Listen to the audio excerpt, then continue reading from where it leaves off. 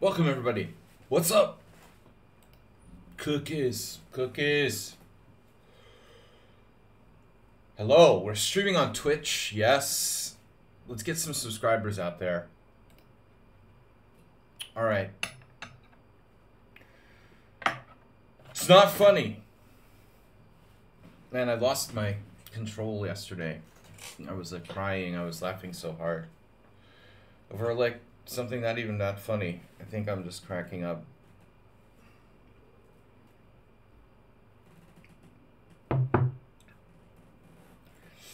Welcome.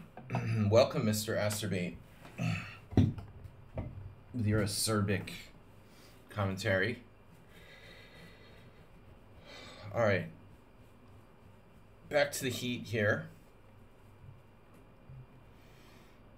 Back to the heat. Alright, that's funny.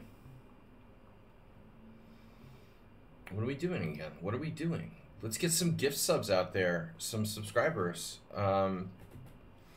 Aspirate challenges. Challenge me. We're taking challenges 7+5 casual here on lichess.org. Our World Senior fundraiser. 70 days to go. We are 37.59% of the way there. So thanks to you guys, I was able to send in my deposit for the tournament. Thanks for that, everyone. Send in my entry fee and an accommodation deposit. So I'm almost fully signed up for the World Senior, October. I've got a tournament next week, so Asterbate, I'm not sure about streaming next week. I might be able to squeeze in a morning stream or two, or maybe like a surprise stream somewhere. But just remember, Sladgie is playing in a week tournament next week, 2250 average. Very excited about that. This will be like the weakest IM tournament I've played maybe ever. Okay, Gucci Pigeon. Throughout my chess career, I sought new challenges. I sought new challenges. He sought new challenges. Beep. I'm gonna turn you guys off. All right. Seeking new challenges here. I'm seeking new challenges. Did you just type that in? Seeking challenges? Asterbate, and you came up with that? Oh no. Husky. Husky, I appreciate it, but not you. Not the first game. There's no way. We're gonna need a warm-up victim or something like that. Play puzzles. Alright, dude, look at this coordination. The open file. F2 square. Funky mates on the back rank.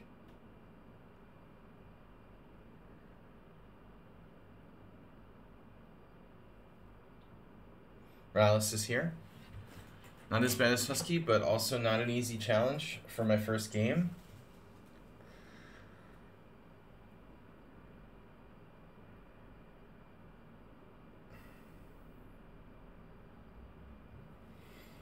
It's a weird puzzle. I mean, logically it should be the back rank, so it's knight f4.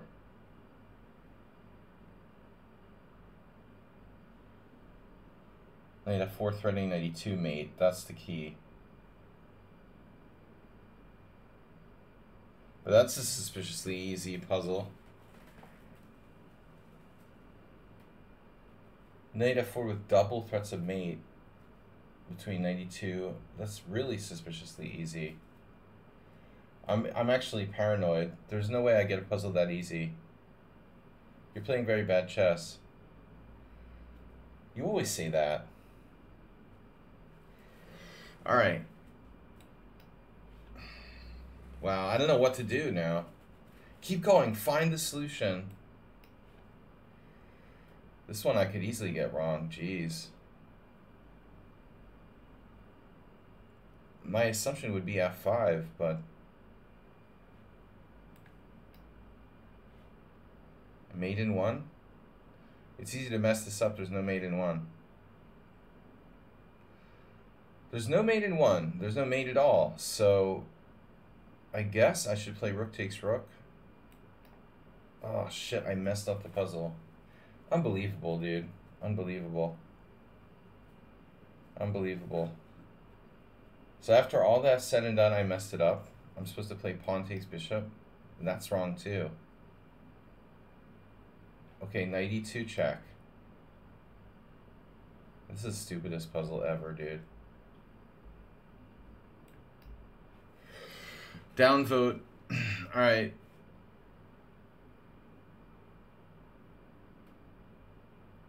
Spanish. I can identify the opening. Alright, Morales, you're first. Morales, you're first. I can't believe that puzzle even continued. Okay, I always get the puzzles wrong. I don't even like puzzles. It's not a real puzzle. It's just like, guess the best computer move in this position. That's not a puzzle, bro. Okay. Find the most accurate computer move. Does not equate to puzzle. All right.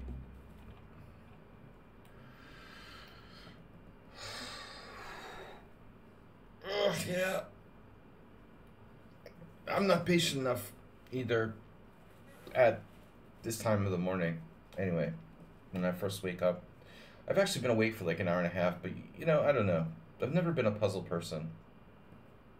I just thought it would help me sort of wake up mentally if I tried to do a puzzle. Then it tricked me into thinking it was an easy one. But that last position, I figured white was winning. I mean, black was winning in multiple ways, but I guess not. Wow, seriously? We're going to play the note boom now?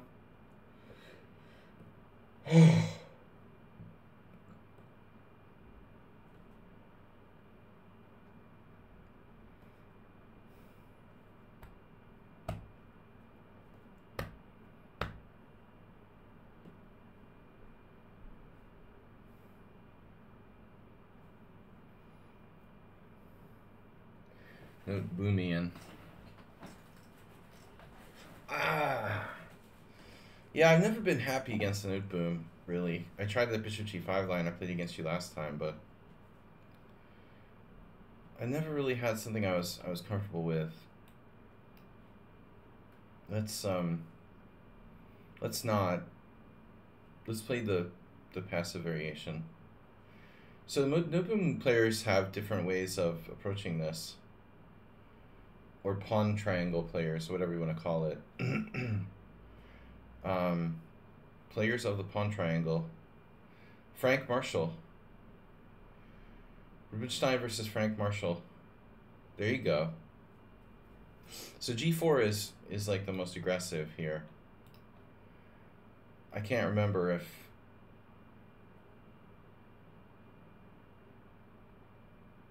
you played that before a long time ago. Have you played this stuff before in the past? Yeah, it's too early in the morning for g4. I don't know the line either. So I guess we'll do the... Maybe this is already wrong. Shit.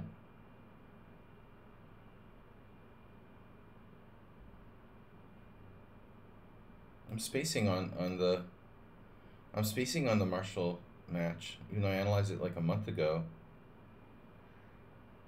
Rubinstein Marshall. Oh man, I think this is the position where Marshall did something bad. He did something bad here. He like took the knight.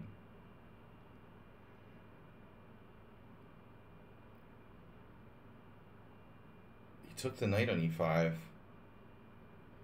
You know, but strangely, I found that game to be very instructive.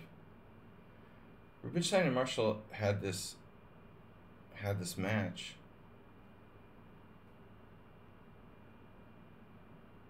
They only played 8 games.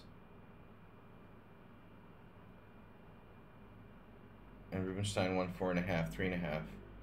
They also played in a tournament where there was 3 players and they played 8 games against each other. And oddly, Rubinstein won that as well. Even though it wasn't a match technically, he beat Marshall 4.5, 3.5 in that as well. Dude, that's a bad move. That's what Marshall played. That's crazy. You're like giving up your dark square bishop. Crazy, man. No excuse for this.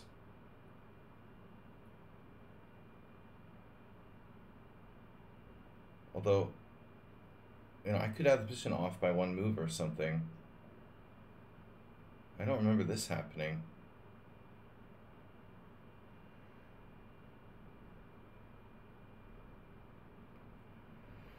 I almost played f3.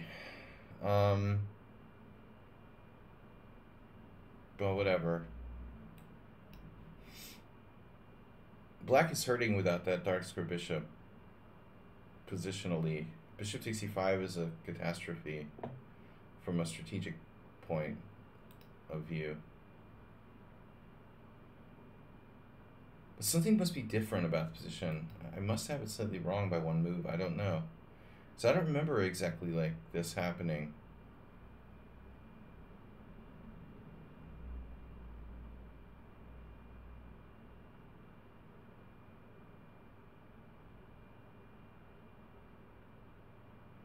So I have to play f4 to defend my pawn?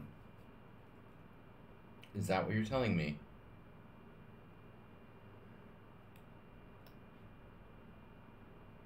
My instinct says worse.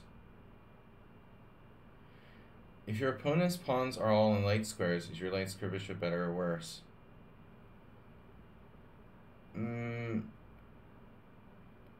I think it's a matter of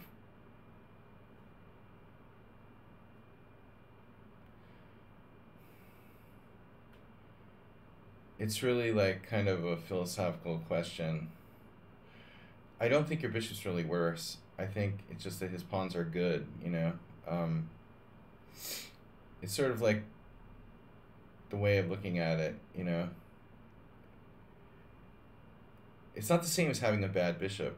The definition of a bad bishop, like your own pawns are getting in the way of your bishop. It's not the same. It's a different thing.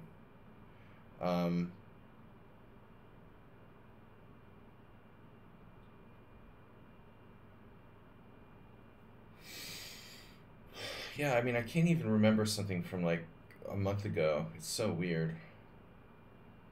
There was something about this game that wasn't the same, though.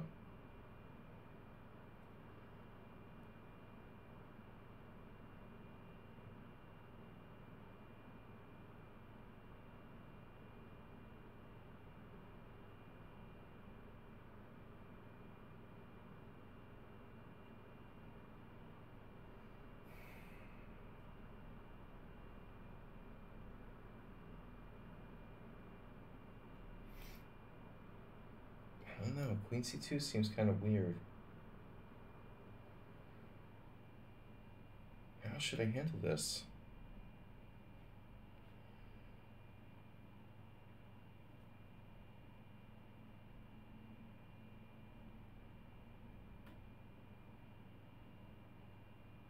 I guess you could kind of understand like Marshall's perspective with black. It's not that bad. It's not good though.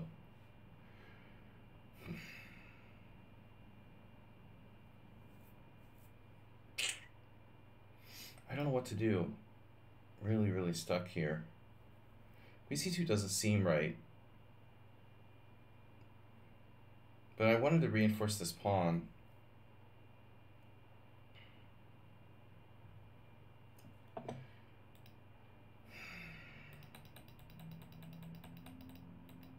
You know, maybe like bishop d3 is wrong. You know, that's my problem.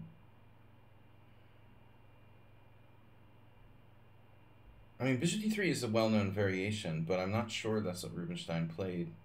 Maybe he played knight f3. And we had a slightly different position where the bishop wasn't on d3 yet. That's what I'm thinking. Okay, whatever.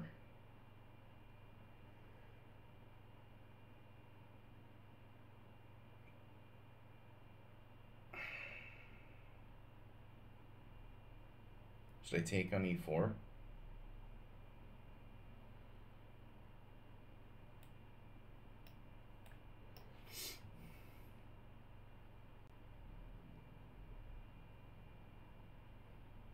This is a really stodgy position. I'm not in love with knight takes c4. I don't want to play either side here, to be honest. Redundant knights. Redundant knights. Not in love with the way I played this, to be honest. Could have played it better.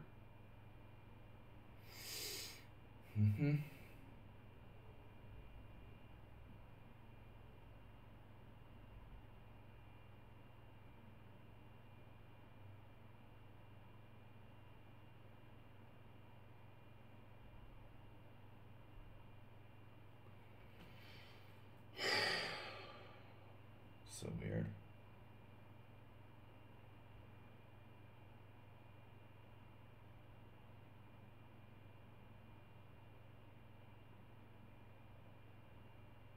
I don't know what to do.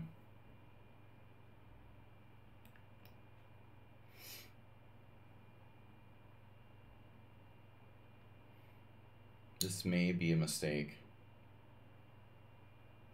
Probably not. Possibly a mistake. Damn, he doesn't even think about his moves. He's got 4 minutes left. It's easy if you don't think, man. I mean, you just make moves. That's cheating, you know? 7 challengers. Husky, Schumacher, Dupago, we played the other day. Giffy, he's new. He's playing another game and he has no games. Cute Devil. Decoy, we played before. And then the 3-0 challenge, which is gone. Alright, that's a lot of challenges. You guys are guys and girls, people, things, plants, whoever you are. You're ambushing me. I just woke up. My first game. Alright. The deadly bishop d7. With the idea of... Alright, screw this. Screw this. I don't like this position. Really? Wow. He just insta-played that. Counterintuitive. Holy shit. Unbelievable. Damn, dude. Played like he's been a Stonewall player his whole life. This game. This is crazy. I am so screwed here. My God, dude. I mean, you play like you've played this opening your whole life. I can't believe like I'm worse. It's unbelievable. What the hell happened here? After 15 moves, I'm worse in a Stonewall, like with bishop takes e5. Holy shit, bro. I'm just such an idiot. You know, I could do anything here. Knight takes knight, and I'm still fine.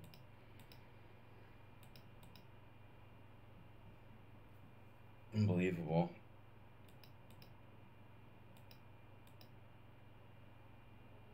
Knight takes knight is a big mistake. It was a big mistake. Whoever said redundant knights is right.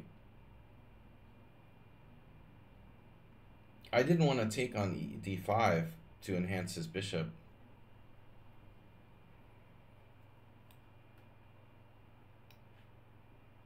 That's a handsome bishop you've got there. Thank you. So his light square bishop's better than my dark square bishop. This is embarrassing, man.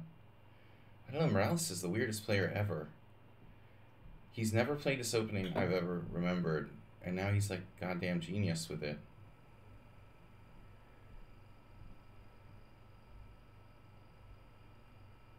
And he said, I love how he preempted the game by saying he was playing really badly. That's always a bad sign when your opponent is like, I'm playing really badly before the game. I'm like, I've heard that before.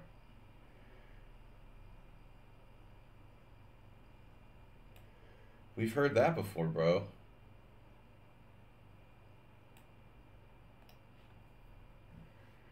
That means like I'm gonna crush you and I'm just trying to like get you to underestimate me. It's like the opposite of whatever he says. He's playing like he's been practicing all day for this game. Are you serious? Fast and perfect. Yeah, seriously, man. Oh, man, I'm playing really bad today. That's a bad sign, dude, when they say that before the game. It's sire. I have a message here that says, hi, sir. It's sire. Do not call me sir. You are to call me sire. If you call me a word with an S in it, it has to be sire. No, sir. Too formal. The sir is on the loose again. Jesus Christ, bro. Holy mother of Frank Marshall. This guy's better than Marshall. Jesus Christ, dude. I'm getting, like, destroyed. Whose bad bishop is better?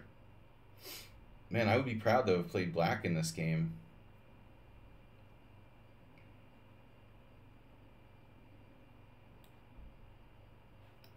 This is just an abomination.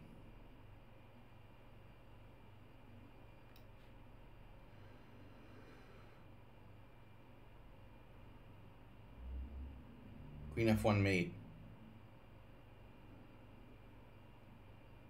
Jesus Christ, this isn't normal, dude.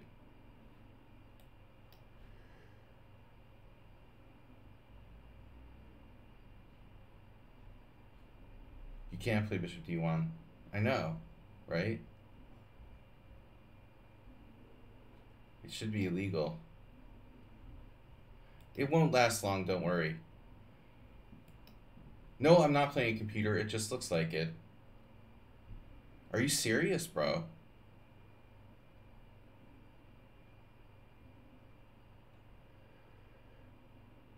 What the fuck, man?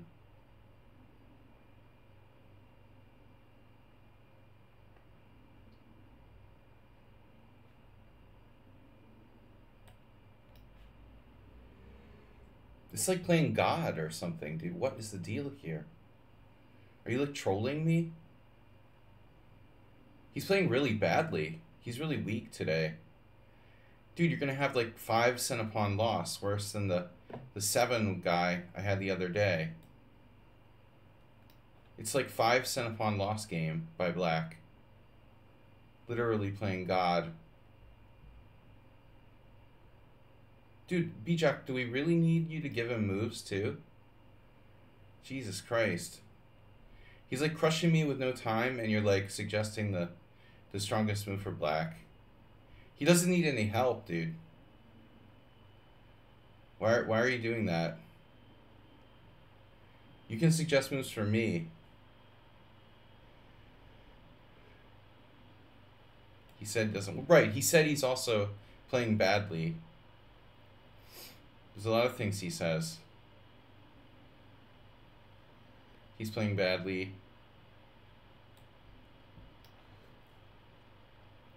Because everything he says is obviously fact.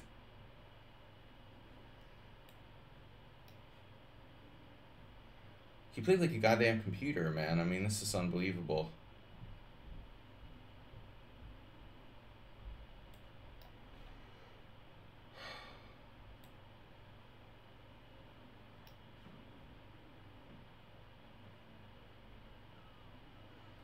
He literally played the whole game like a perfect computer.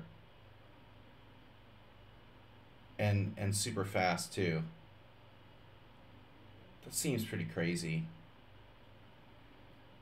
Why are you busting the computer on me? What the hell, dude? What is this? Like a GM playing black or something?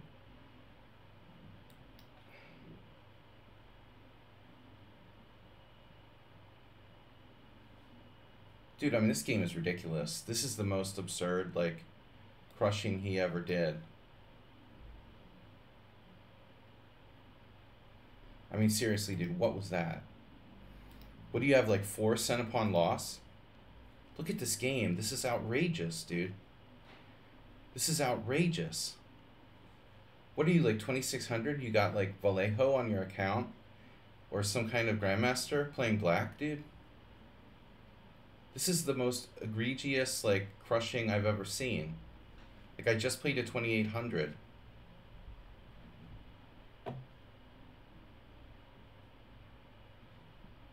Dude, that's just outrageous, man. I mean, Jesus Christ. Dude, that's like insane. That's like the strongest game you ever played against me. You're playing badly, you said? What the fuck? Are you serious? You can't be serious, dude. Bishop takes e5?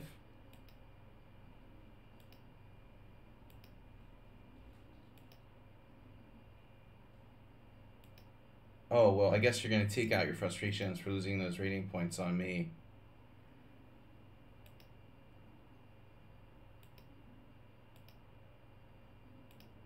A5 second engine move.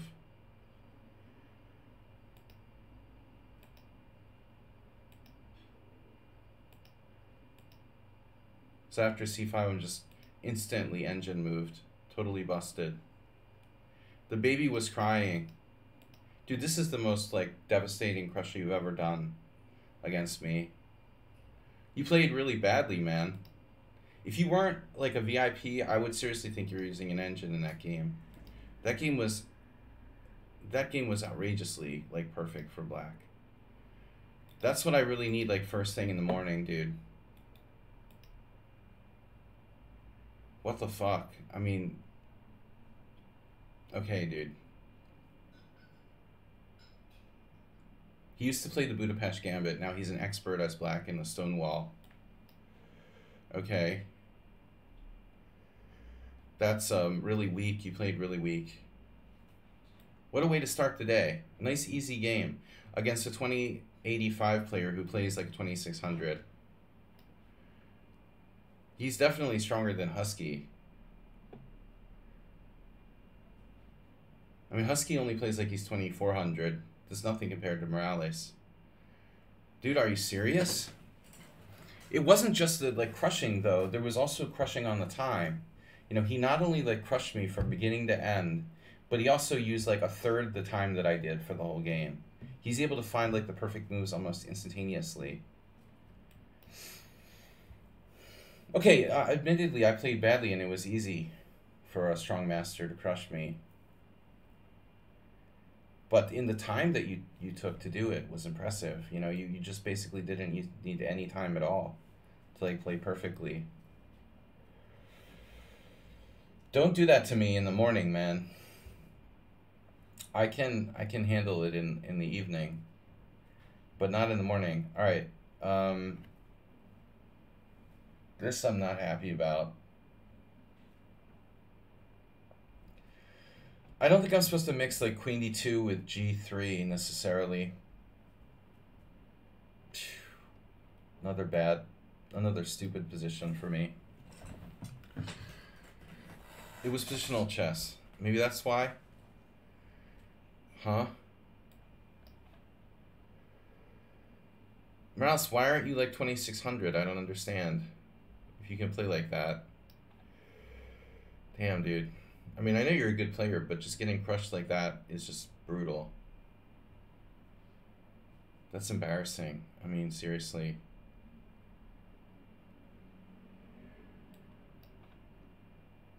I had, like, no chance.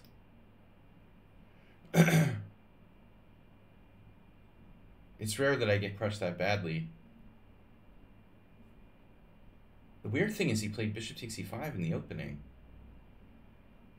which like isn't even a good move. But Marshall did the exact same thing.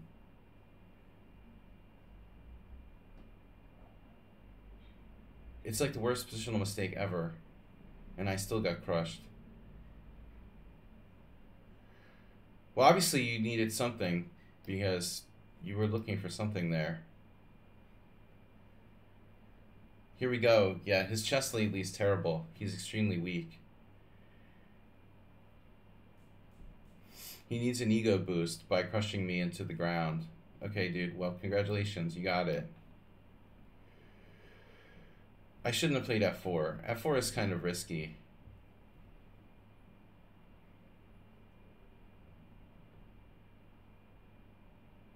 Well, that's a solid move, though. Bishop e6. And I regret doing what I did. I mean, I'm totally tilted now after that. I don't mind losing, but just getting absolutely destroyed. Now nobody's even going to want to, like, play me after that. That's embarrassing. I'm not even an international master. I should be, like... I shouldn't even be, like, a candidate master.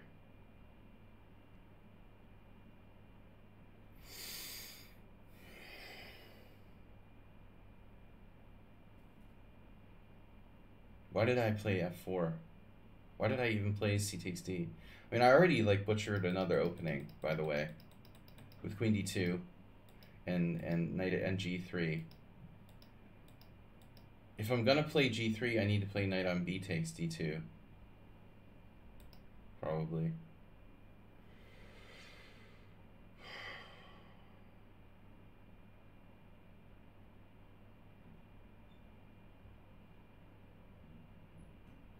I don't know. I'm just like totally on tilt now. You needed some compliment on my chess lately.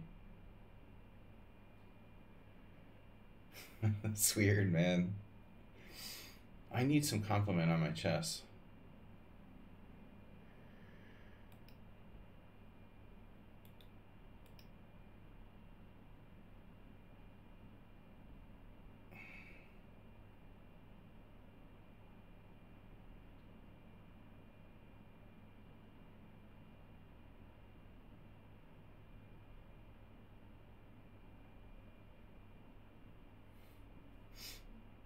Yeah, he totally crushed me positionally. Using no time. I mean, that's what upsets me about it so much. I wouldn't feel bad if I like missed a tactic or something, but to just get decimated positionally is like twice as bad.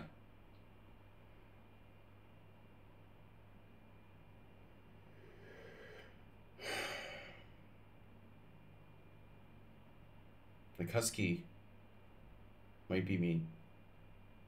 Well, anyway, but Jesus Christ, dude. I was seriously looking for someone to make me feel better and help me warm up. And Morales, like, dude, I'm playing like I just woke up. I'm like seriously playing my first game of the day. And Morales like brings his A game and like just drags me all over the board with the most brutal positional beating I've gotten in like the last like month or something. That's what I really needed to start off my day.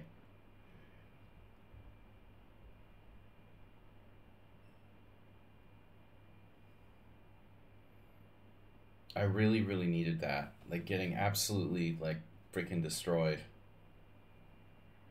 I can't tell you guys how much fun that was. Another positional game, but it's my fault for playing d4. If I had known that Morales was really weak positionally, I would have played e4.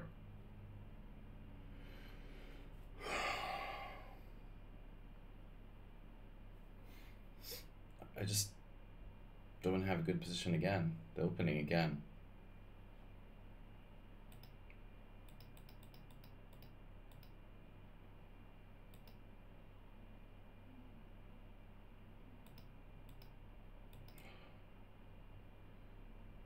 Queen takes c2, g3, d5.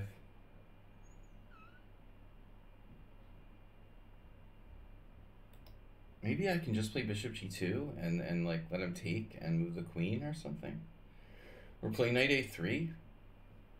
I could do that, couldn't I? cd5 was a bad move. I refused to do it last game. Now I'm doing it in this game. This game reminds me of the other game way too much. Seriously.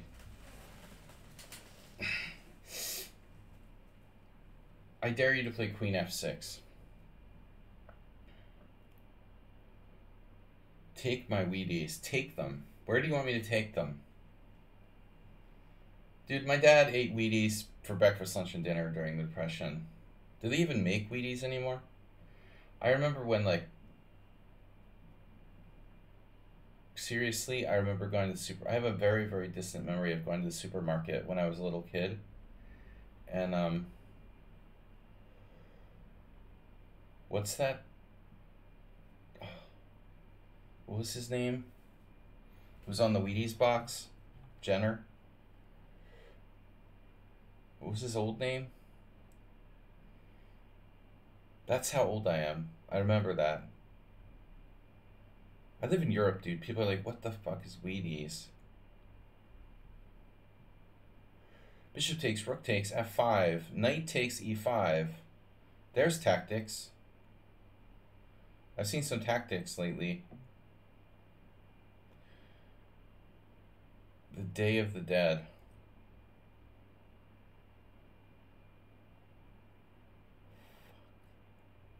Bishop takes, rook takes, f5, knight e5.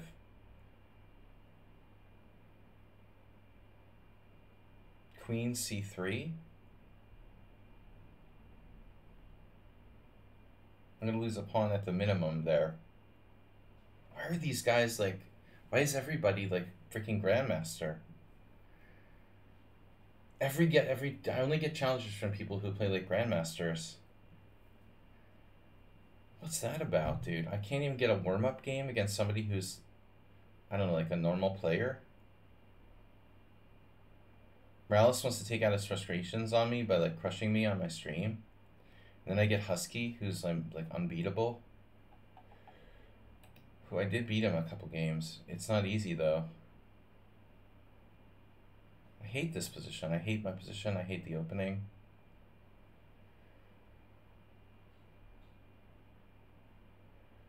I hate Donald Trump.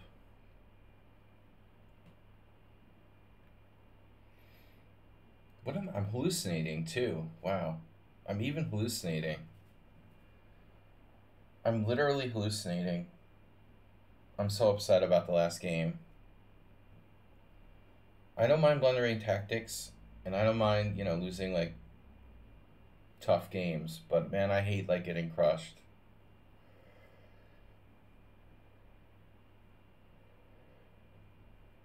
I don't know if I'm going to be able to recover from that first game ever. At least not today. I mean, that just destroyed my day. I wasn't prepared for that, you know. I thought, okay, Morales, it'll be a tough game, but, you know, I'm not going to get dragged around by my hair. And I played c5 way too quickly, and then he insta-plays b6. Which, by the way, isn't like, automatic, you know. That was the engine's #1 move. He played it, like, instantly. Even though there's other ways to play the position, and it's the strongest move. One would think he would at least like consider other plans there, not including like attacking the head of the pawn chain. But he instantly did it. It was way stronger than I thought. I'm just busted after b6. My whole position like falls apart. It was a terrible decision. I basically lost the game in one move when I played c5. But I can't get an advantage out of the opening. Is there any queue? Camden 0003. Is there any queue to join to get a game in? Yeah, we've got... I've got five challenges. The one guy's challenging me, what? Just because his name is so long, it looks weird? Okay. 1, 2, 3, 4, 5, 6. Always play his bishop f1. Always play bishop f1. You could never get mated with bishop f1. I mean, I'm overextended with white. Good job, me. But Husky's afraid to beat me because I might, like, throw the laptop out the window or something. Commit suicide on stream.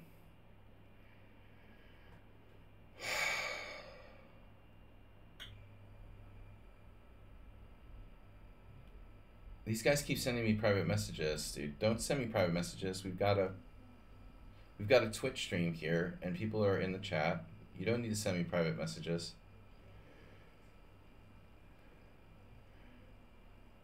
The day I killed a chess streamer. Yeah, queen b6, that's what I thought. He took forever to play this move, but it's pretty obvious, I mean, objectively.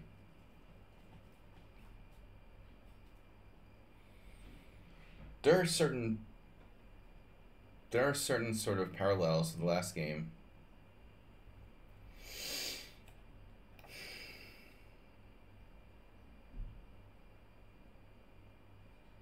The bishop situation. The bad bishop that could.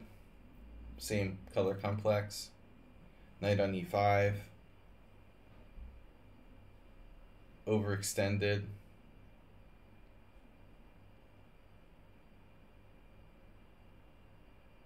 Yeah, no, I request people play 7+5.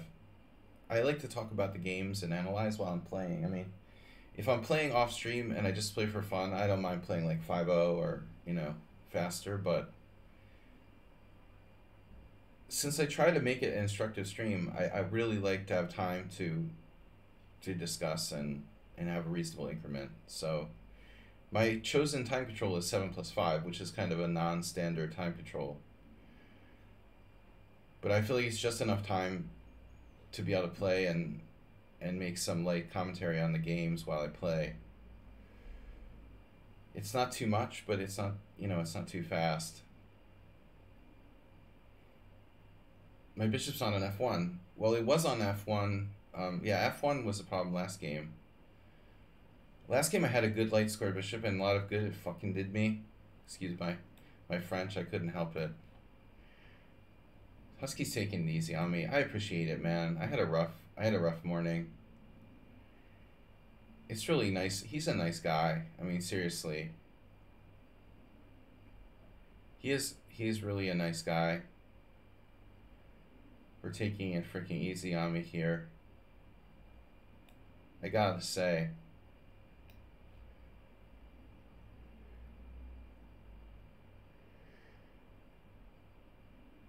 I have, like, yeah, Tourette's syndrome.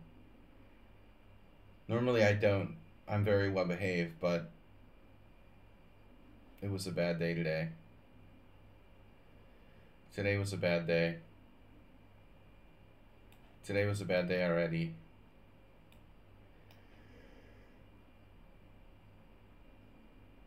Husky was nice. He just, like, was gentle and didn't try to hurt me. He was better. He was much better. And now he's slightly worse. But I think he just didn't want to push me over the edge, you know. It wasn't that, like, he didn't know he was better. He just, like, felt that it wouldn't be fair to, like, ruin my life in that way.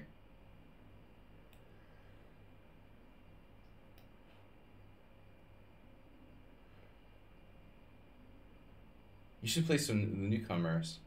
I can pass today and open a table in the limit hold'em.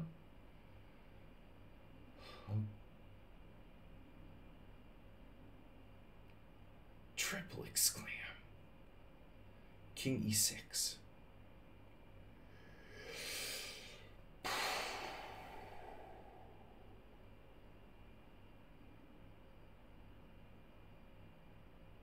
Well, that's a great move.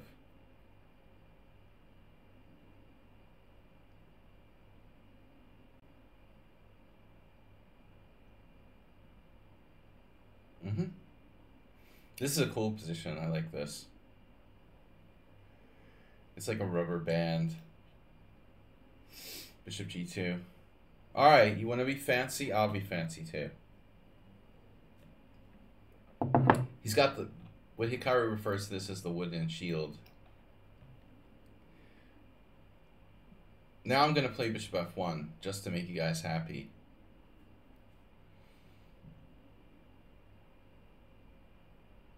Actually, I don't think I should.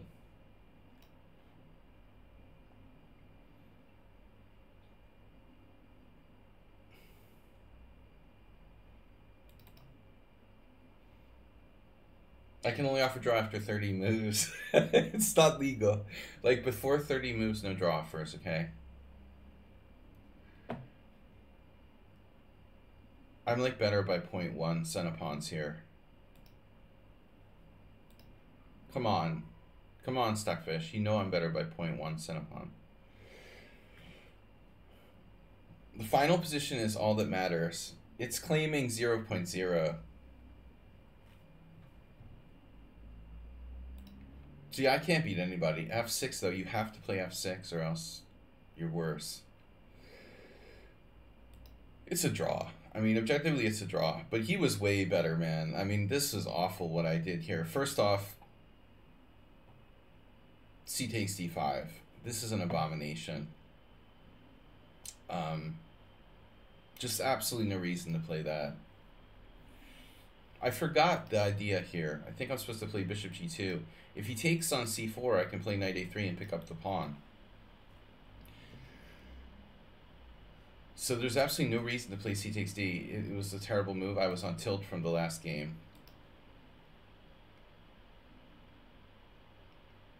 Last year in the World Senior Championship, Starua played like that with white. I had never realized you could play queen takes d2 and g3. If I had known that, I would have played differently in the past. All right, I can't play e4 anymore. Obviously, like, d4 is a bad idea. There's no d4.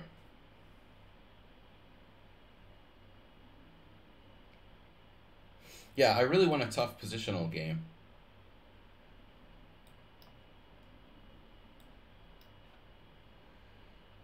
I get all the easy opponents here. Well, Schumacher is like nothing. He's like 2200 compared to you guys. I played 2 Grandmasters and now a 2200 National Master. He's a mere like National Master strength player. Nothing special. He's only 200 points underrated, unlike most of my opponents. Well, actually, Husky's like correctly rated. Schumacher is 200 points underrated, and Morales is like 500 points underrated. ICT's back. I don't know, guys. Maybe I should just quit streaming on Kick and just stay with Twitch. It doesn't seem like Kick is gonna be a success. Maybe I'll try a little bit longer, but people seem to like Twitch better. It just sucks though that they don't pay the content creators enough, you know. I guess on Sunday I'll go with one more Kick stream, but I'm seriously thinking of like giving it up. It seems like it's just better to stream here. There's more viewers. lichess picks up the stream. I don't know. Hey, did you see like there was a new blog out today by that guy, what's his face?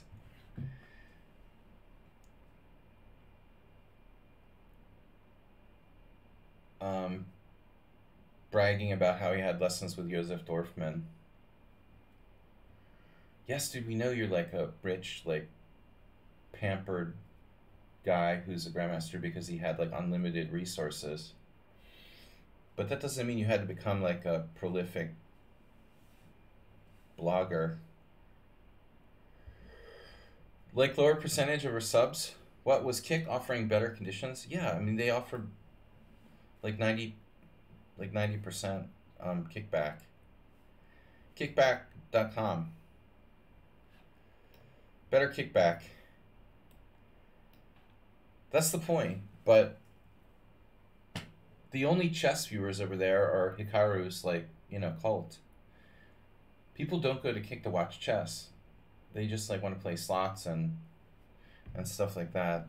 I was hoping there'd be more of a general movement.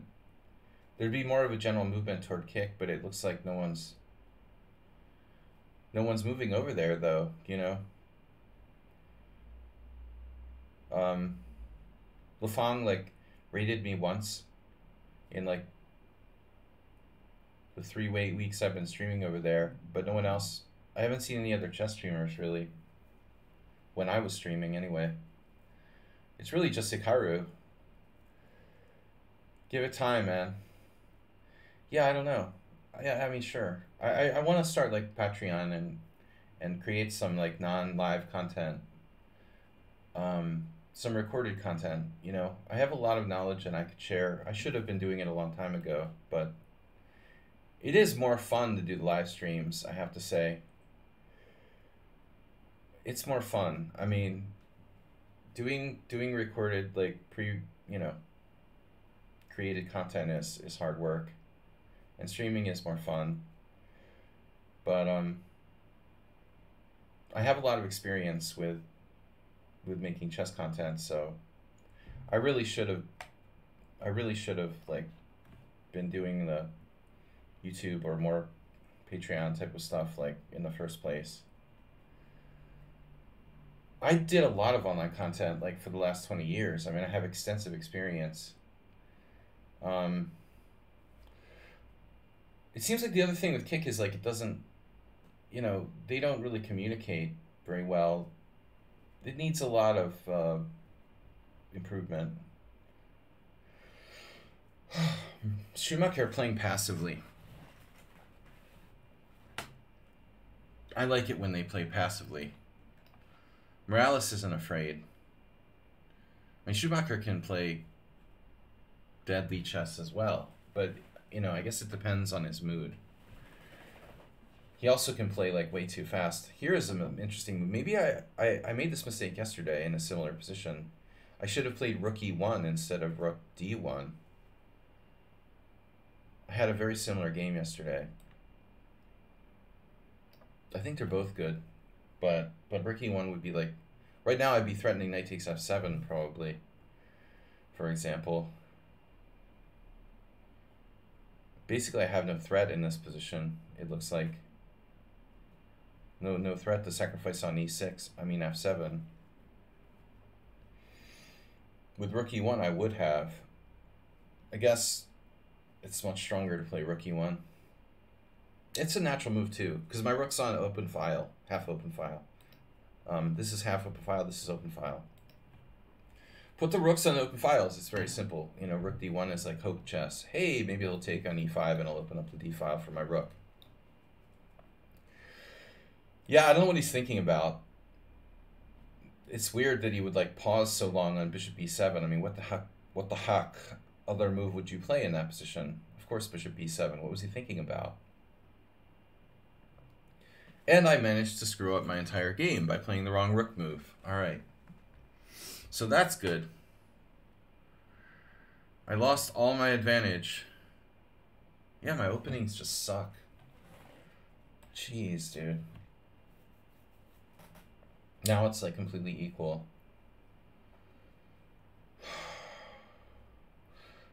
It cannot be bad, but it can, you know, it can be not as good. You know, rook e1 was strong. I mean, he was really lagged in development, and I think that was my moment. But now,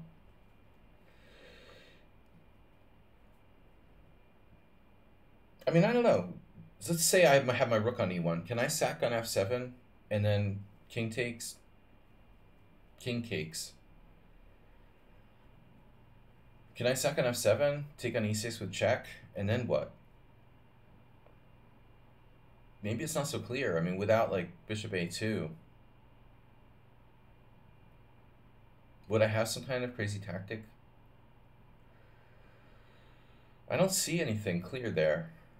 Just put my rook on e1 in this position and imagine knight f7, king f7, queen e6 check, king f8. Where's the win? You know, bishop a2. Does it work? Bishop a2, he can block. with like knight d5 or something. And then I have the crushing stuff like bishop h7. Oh, my bishop goes in two places at once. Yeah, that's a nice hallucination. Okay, bishop a2, knight d5. I mean, there's something there, but I don't know if white is winning or not. The good thing is that Schumacher is using his time, too. Whereas the other last two opponents just were flagging me. If I don't have knight f7, what do I have? You know? The big nothing. Perhaps I could improve my queen or lift a rook here. I guess one good thing about rook d1 is potential rook lift. One of the only good things about it.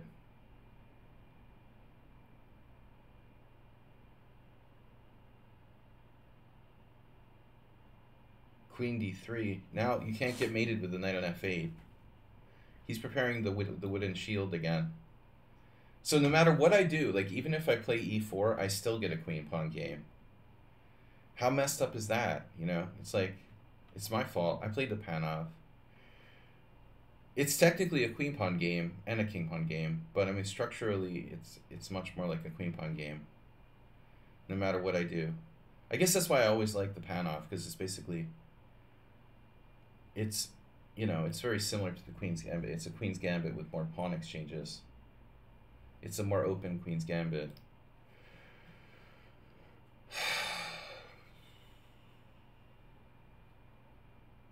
I don't have much here. The point was to play bishop a2, so...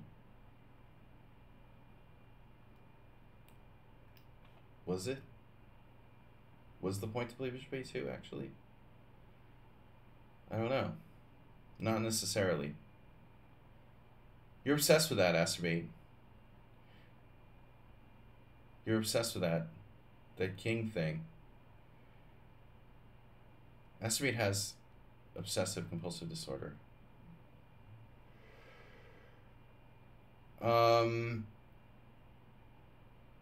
Yeah, man. What do I do? Nothing. I have nothing. Knight f4. No. Don't we all?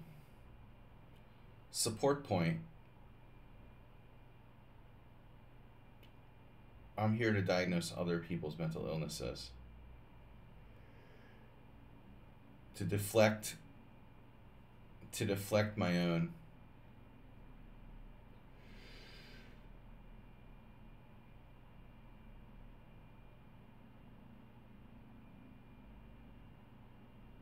I think I had a dream about a chess tournament last night, but now I can't remember. It's too hazy.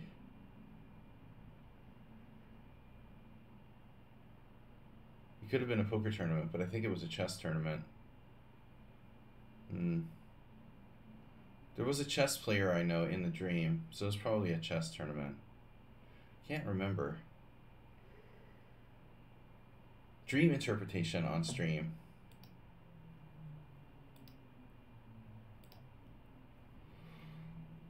Guys, next week I have a baby tournament where I'm going to lose all my rating points. Now, I looked at the field.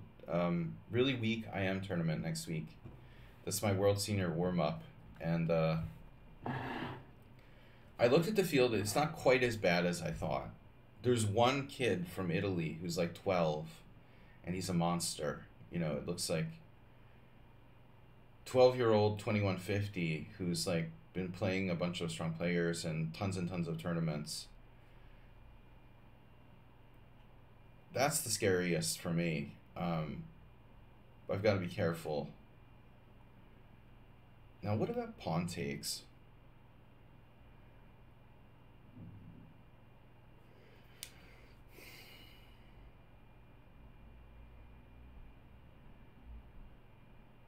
How much should I get per elo? I sell my elo points subconsciously. I've done this before. I'm sacrificing. I'm not selling them. I'm sacrificing them.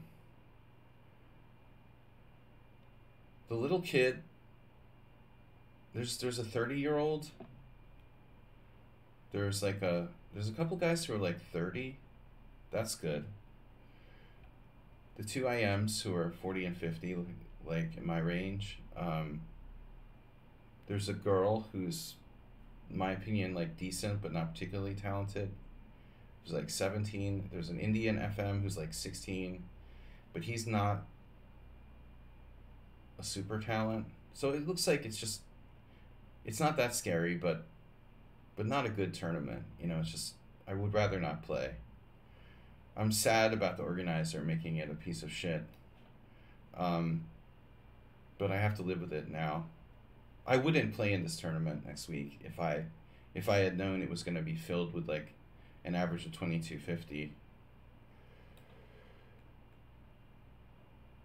This is literally the lowest category IM tournament that exists. 2250 category 1. I'm the second highest rated player in the tournament. Not a place I want to be. You know, I don't really like that, you know. I'm not here to like lose all my rating points. Oh yeah, I am. That's why I'm here. Oh shit, I forgot. All right. The Rock.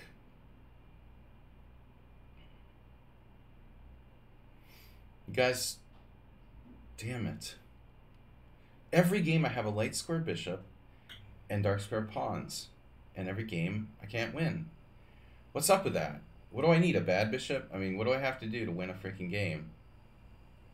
I'm serious now. This is a nice bishop you got there. That's a nice bad bishop, supposed bad bishop you've got there. What's up with that, bro? So now what I do here, I'm not really happy.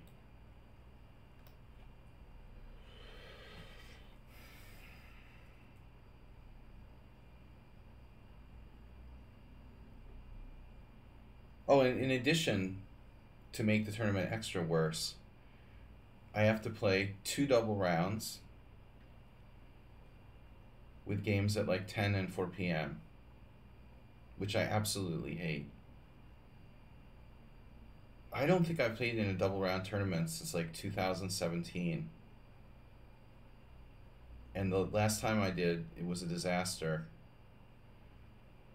Because I lost to Konstantin Chernyshov, because I played for a win with, I played for a draw with white, because I was like exhausted after an 80 move game. This has happened to me on a couple of occasions. It happened to me after I played the Smith-Mora guy in the States in like 2014 or 2015. We had this like really long game, and then I got white against a GM and like wanted to play for a draw, but was just like not fully there. I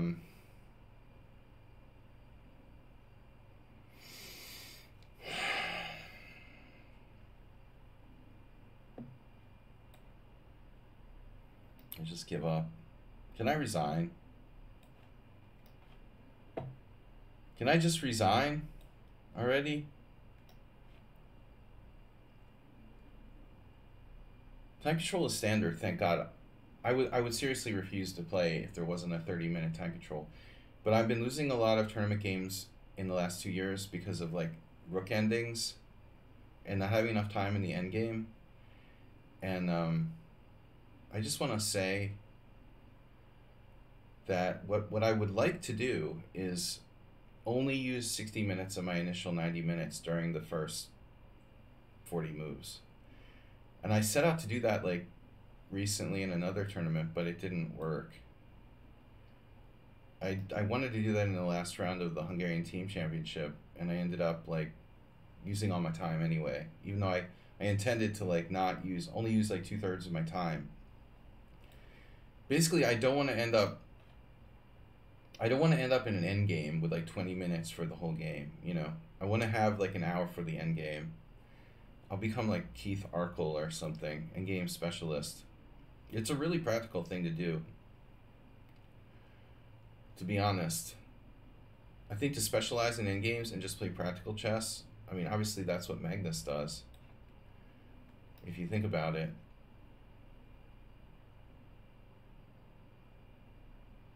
Just be ahead on the clock, play practical chess, and like flag people and like drawn endings and shit. Another king and pawn ending.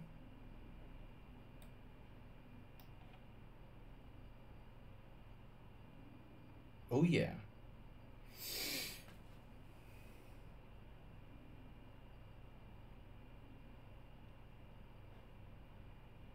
No draw. This is like the biggest advantage I had the whole game. Abasov guy? Well, he's well known. Those guys are crazy, man. They're crazy good.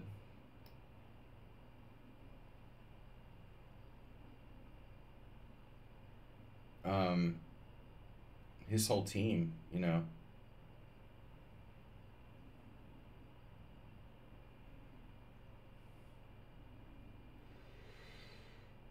Nothing surprising there. I mean, I don't think so. Those guys are really sick.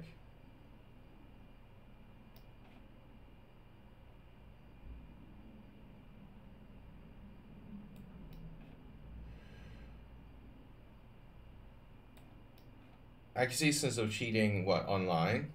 I don't know about that. But I do think there's a disconnect between online and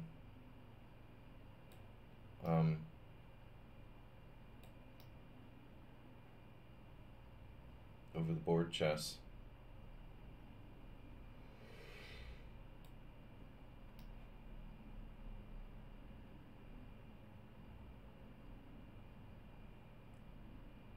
As far as pretty much everything goes.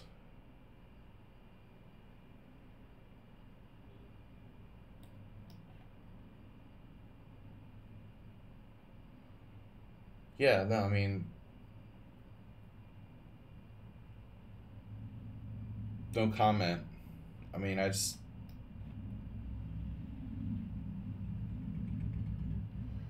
don't know what to say.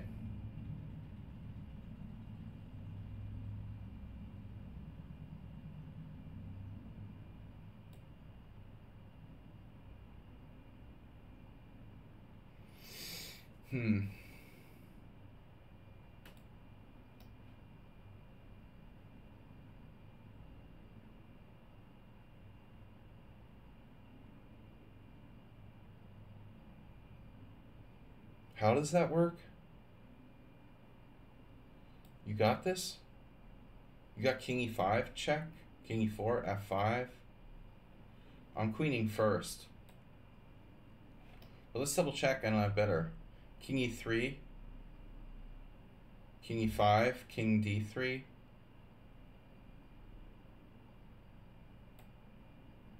This should win, no?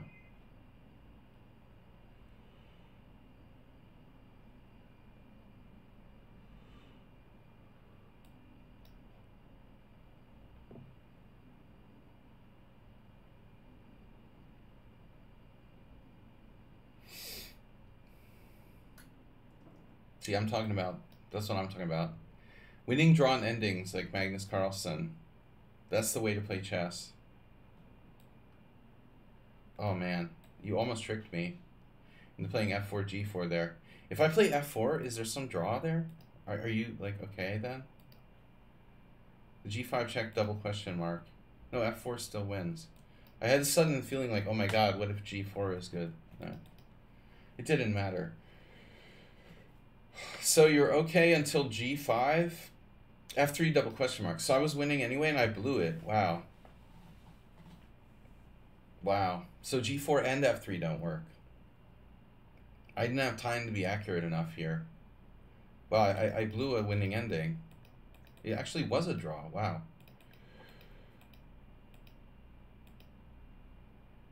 Wow. After h6, you're holding. I guess it shouldn't be surprising, but you know, technically I have an outside majority, so with the outside pass pawn, I should be better.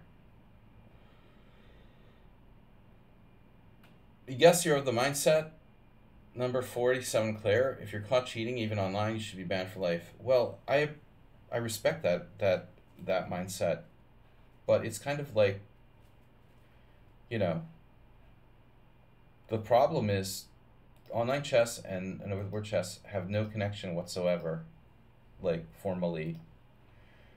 Um, you know, and I agree with you in philosophy, but unfortunately, like, we can't leave whether people get banned from chess forever up to some Mormon, church leader at chess.com. Who's and even the World Chess Federation is like, I mean, who who's to say like we can't have boxing where there's like more than one World Chess Federation? FIDE claims to be like the sanctioning body of world chess. What if I started another chess federation tomorrow? I mean, it's another question, but I just think it's a really tough situation. I mean, it's one thing if you get caught, red-handed cheating over the board with a phone in the bathroom. But it's not easy to prove people cheating online. And there are ways to get caught red-handed, but like who's to say, it wasn't just because Hikaru complained to the owners of chess.com that he thought someone was cheating and they went with him, It's not easy to prove people cheating over the board either. I'm saying, I understand that, Shaki, but I'm just saying you can only convict the people who are proven red-handed, You can't just go on, well, it seems like he's likely to be a cheater. Yeah, I'm just saying, yeah, you literally need to catch them red-handed. But we can start banning people because lichess or chess.com or some site says they're cheaters. Look, man, I mean, there are tons of cheaters, but I also don't trust these sites to police it properly. Because a lot of people have been falsely accused over the years. It's just a really tricky situation.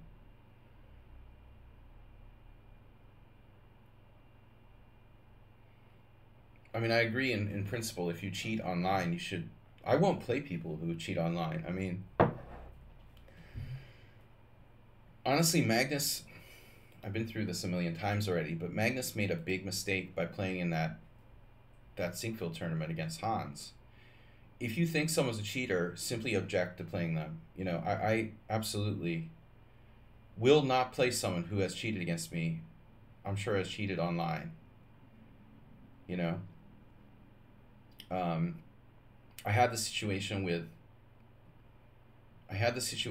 a player from Hungary who cheated on my stream, and I banned him from my stream, and then I get paired with them in like the Hungarian team championship twice. And the first time I made an excuse and I told my team captain that I was just like couldn't make it.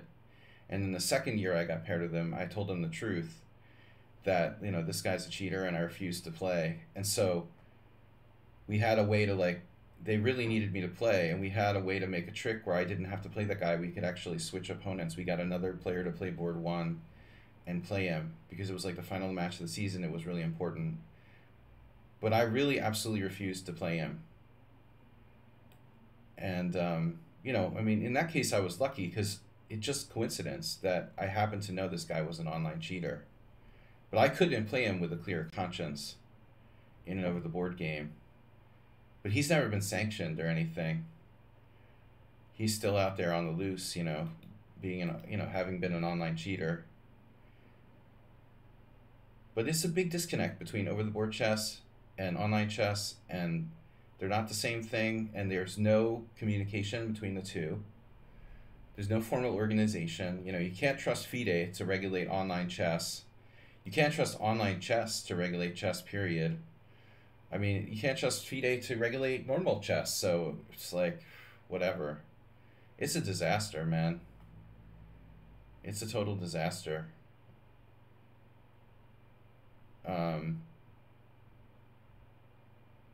There was a Hungarian player, I'm winning a pawn here.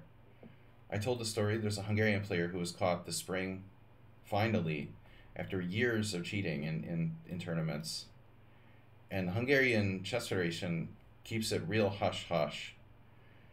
There's been no news as far as FIDE or anything like that. Even though the guy is like banned by the National Chess Federation, I've heard nothing, not a peep from FIDE about this guy being red-handed, caught red-handed cheating.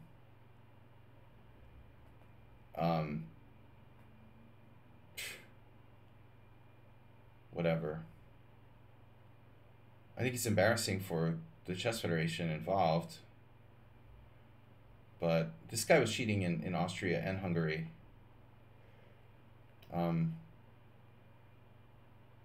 It's just a really tough situation. There's, of course, a lot of 2600 players have been banned online, but how do you, the online chess has no legal connection to over-the-board chess. I mean, how can you, there's been this problem in online poker as well, where people are colluding and cheating, and then they go to play like live tournaments, and there was this like movement to kind of create like a kind of blacklist in poker for people who cheated online, to ban them from playing live, but it's hard to orchestrate that. Everybody has to be on board. I mean, all the casino owners, they can go to one casino and they'll be like, oh, okay, we're gonna go by the blacklist, and then another place will be like, no, we just want players, we don't care. So everyone has to be on board. It's like very hard to coordinate, online chess and over the board chess. FIDE is the International Chess Federation it's just a red hot mess, man. I mean, it's a corrupt organization. It's completely disorganized, poorly run. They couldn't run their own online chess site to save their lives. The FIDE arena is just an abomination. I mean, how the heck? It's bad all around.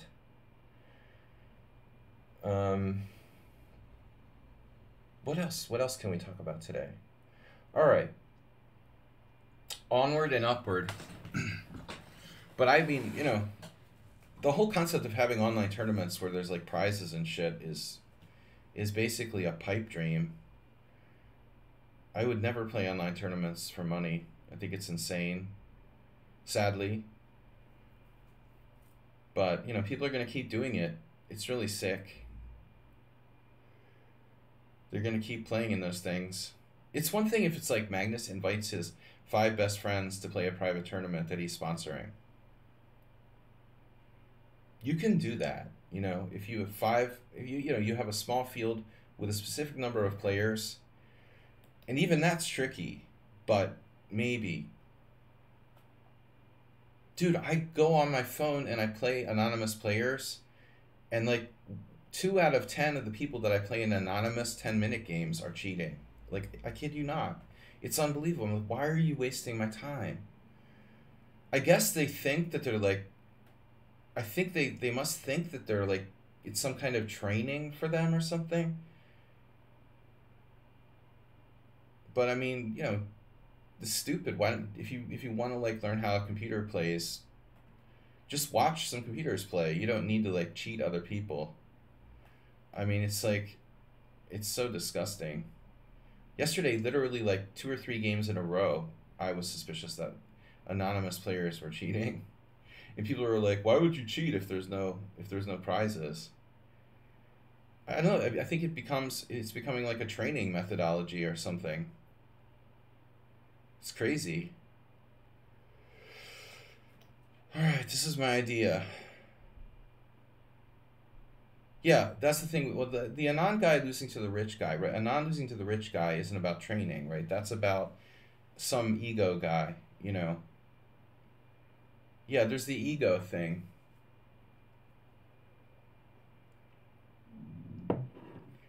That's just like a really arrogant rich guy with like an ego trip or something who can't handle losing. So he's going to cheat against the best chess player in the world. That's logical. You know, I guess it's hard to become a billionaire unless you're like some kind of like super competitive nutcase,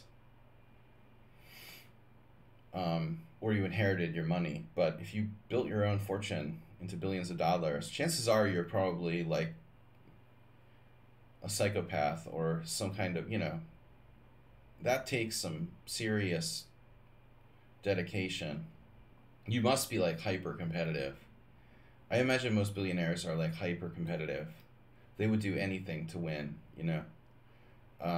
Cheat, lie, kill their mother, etc. It maybe not all cases, but most, you know. And the ones that don't are like they inherited their money from their mom and dad or something, you know. I can understand the billionaire cheating against Anand. He wanted to make himself puff up his ego. But how do you explain like random people on lichess cheating in anonymous games? It's anonymous, so it can't really be about ego. My only explanation is that they're trying to like learn or something, and they think that like using the computer and watching it like crush other people is either amusing or it's like a way of training.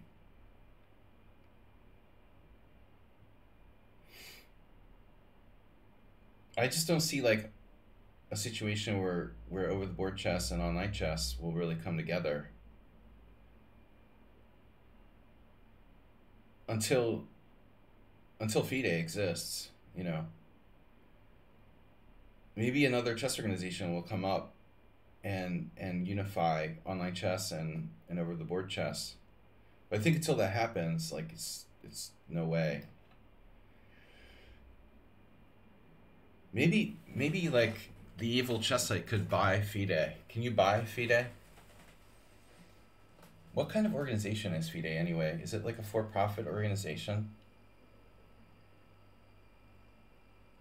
Can we buy it?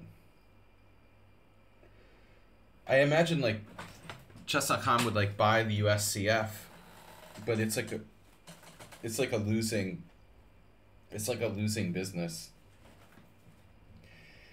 They probably lose money. I mean, FIDE doesn't lose money. They just like, you know, divvy it up between themselves on like vacations for different presidents and shit like that. Is FIDE legally a sports organization? I mean, I would assume so in some sense, somewhere.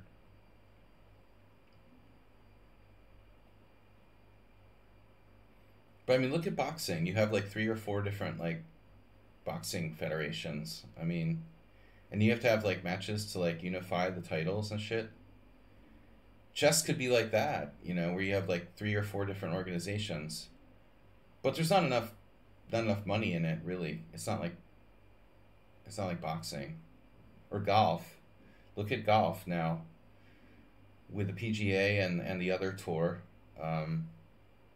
But I was thinking the other day, like, what gives FIDE the right to claim that they're the be-all, you know, they're the be-all and end-all of chess, that they're the sanctioning body of chess? Like, they have no more right to claim that they're the only legal chess federation in the world than, like, you know, my pet turtle.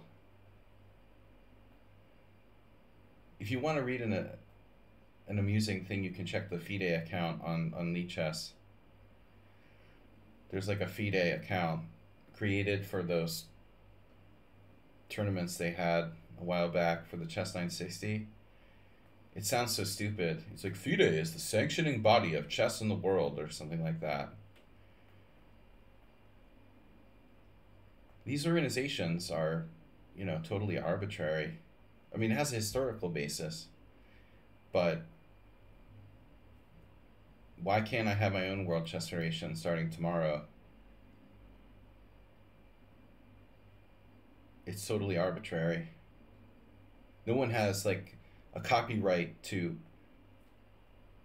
you know, the Chess Federation of the world, period.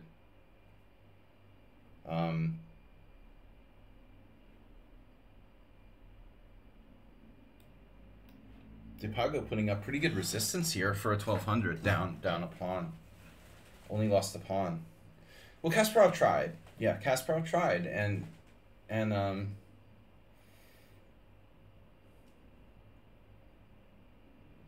I think I'm sort of sad that Magnus never did anything. I've always been kind of critical of Magnus. Magnus had the charm and the. I think Magnus had potential, but he just he's like spineless. He has no interest in chess politics or really making the sport better. Just not interested. He's not at all politically motivated like Kasparov. The GMA.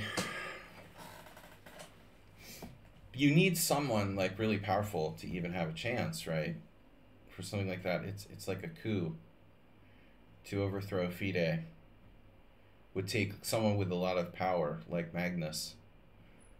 A lot of political, well, at least popularity and following. Nigel Short isn't going to cut it.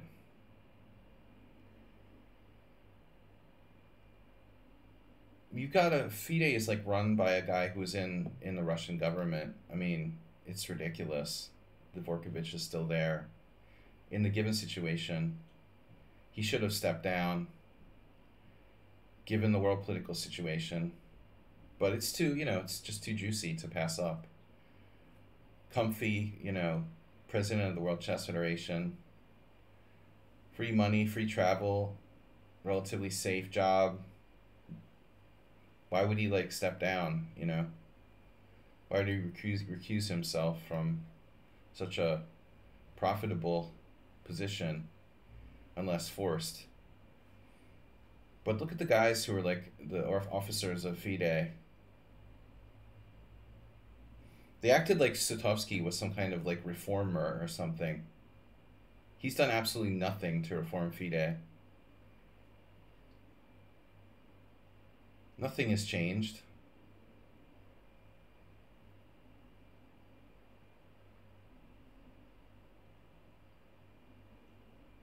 Everybody's like, oh, Sutovsky, he changed, he's made FIDE more, whatever. It's nothing, dude. So it's not Ilumjinov, but it's not really that much better either. That's basically my point would be.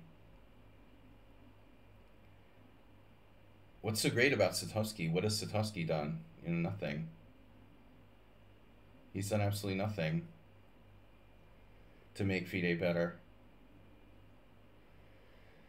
There was news yesterday of FIDE banning trans players from tournaments. Oh, I didn't see that.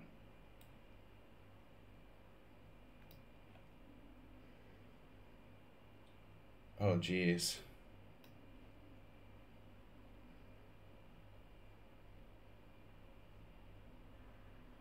Well, I mean, when the freaking federation is controlled by a Russian former Russian minister or something, you might as well have Orban be the president of FIDE or something, or Ron DeSantis. It's ridiculous, dude. And sexual orientation should have even less role in chess because it's not a physical sport.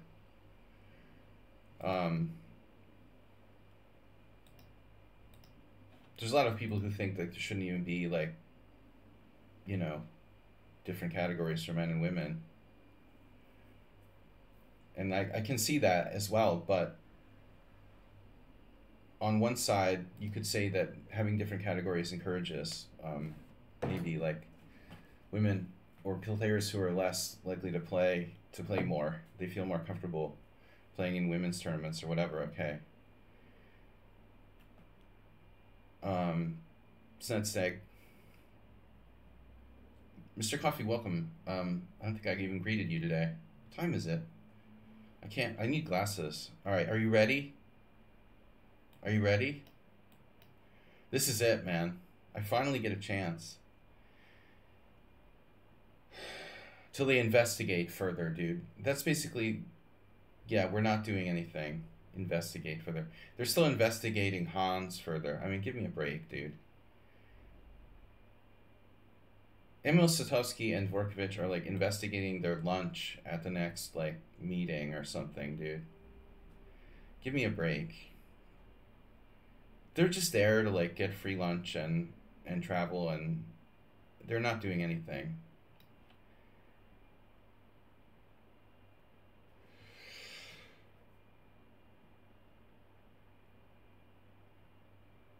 I mean, women need to be encouraged to play chess because there's not enough. The percentage is like really, really low, although it's gotten better. So I'm kind of on the fence about people who say like there shouldn't be like tournaments based or titles based on gender. I can see the argument, but at the same time, it goes both ways. The amount of women that well, it's not just chess, man. Woman, whatever. It's everything. Sexism for women facing in chess, well, welcome to everyday life. I mean, I don't think that chess is any different from anything else, you know, honestly, Claire. I would think the amount of sexism that women encounter is across the board. I mean, it's not just chess. I mean, chess is just an extension of everything else, to be honest. I don't know that there's more sexism in chess than any other sport, you know, where men and women are competing. I'm sure it's similar. But it definitely exists, and it should be addressed by the chess federations, or by the World Chess Federation, of course. It seems like less than 5% chess players are women, and it depends on country to country. But it's also societal, you know.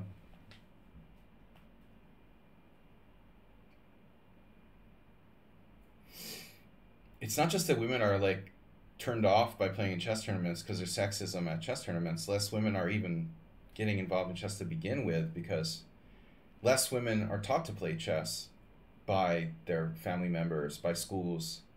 Less women are encouraged to play chess. Less women are starting chess than men, although it's getting better, you know.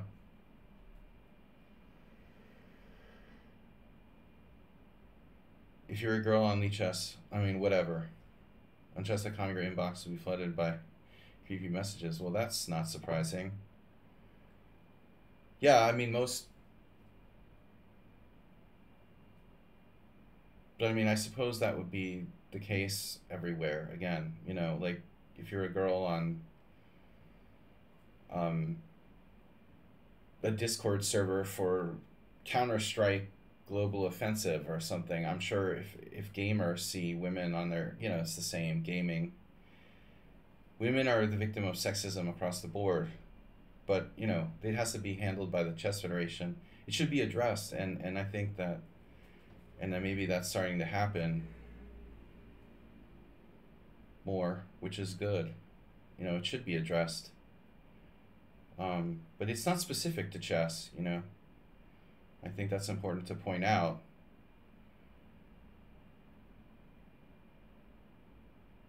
I mean, dude, I play in all kinds of chess, but I also play in poker tournaments. And there's very few women who play poker, and there's massive sexism in poker. I mean, in my experience, it's even worse than chess because there's more of a macho kind of atmosphere in poker than in chess. Chess is a little more intellectual, so I think that people are more progressive. But in poker tournaments that I've been to, I mean, it's a lot more sexist than chess. It's way worse. That's the only real comparison I can make, personally. As the other thing that I've competed in a high level is poker. Definitely worse because of the macho atmosphere of poker tournaments. Yeah, exactly. Every social media platform, right, exactly. You get, yeah, just being a woman in today's society, you're gonna automatically get creepy messages, sadly. I'm kind of like disappointed I don't get more creepy messages as a man. I know Nedog is. I think that's the problem. We don't get enough creepy messages, Nedog. They're getting all the creepy messages. I'm just kidding, but I wouldn't mind one now and then. It gets boring not getting any preview messages. I don't want too many. And I said today, I don't need you guys to send me DMs. I was getting people sending me DMs today, like about like, hey, hello, challenge. Maybe Mr. Coffee can send me a preview message now and then. Or, you know, give me Timur Agariev's like email address. But I was sexually harassed at a chess tournament. More than once.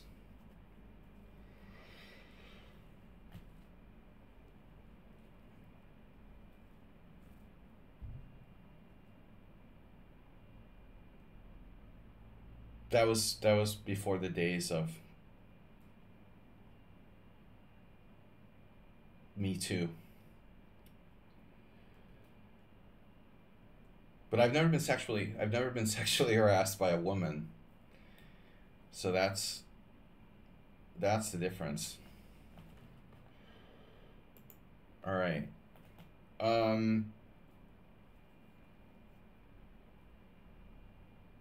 Yeah, but Tate meant it. I mean, I've mentioned the Emery Tate story before, and I don't know that, you know, I have any legal basis for accusing Emery Tate of sexual harassment. It was really borderline. But I was afraid, dude. I was afraid of him. He was a psychopath. And he was kind of like a friend, but not a close one. And he was crazy as heck, you know. So I was definitely like very concerned. But that wasn't the incident I was referring to. I was, you know, if we're going to talk about like sexual harassment and stuff, I can honestly say I was sexually harassed at least once in my life in a chess tournament setting.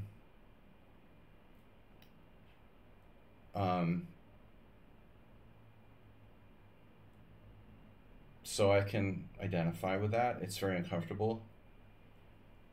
Extremely uncomfortable. And it was a person who had power in a sense. Not enough power over me that, you know, they could really get away with harassing me, but they tried a little bit. So I would have had a recourse maybe today. Back in the 90s when this happened, I just didn't even mention it to anybody, or maybe just my friends, you know.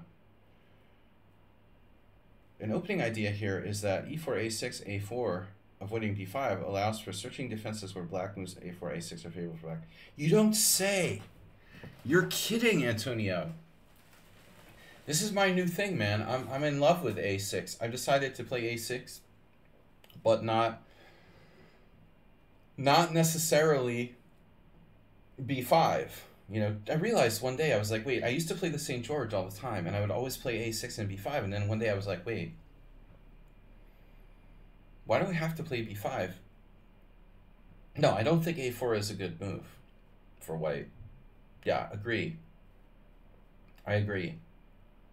Absolutely.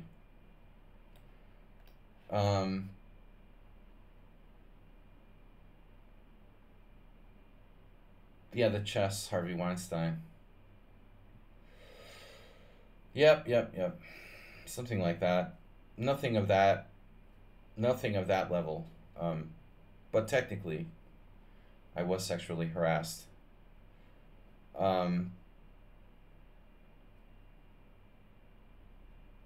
All right, castles.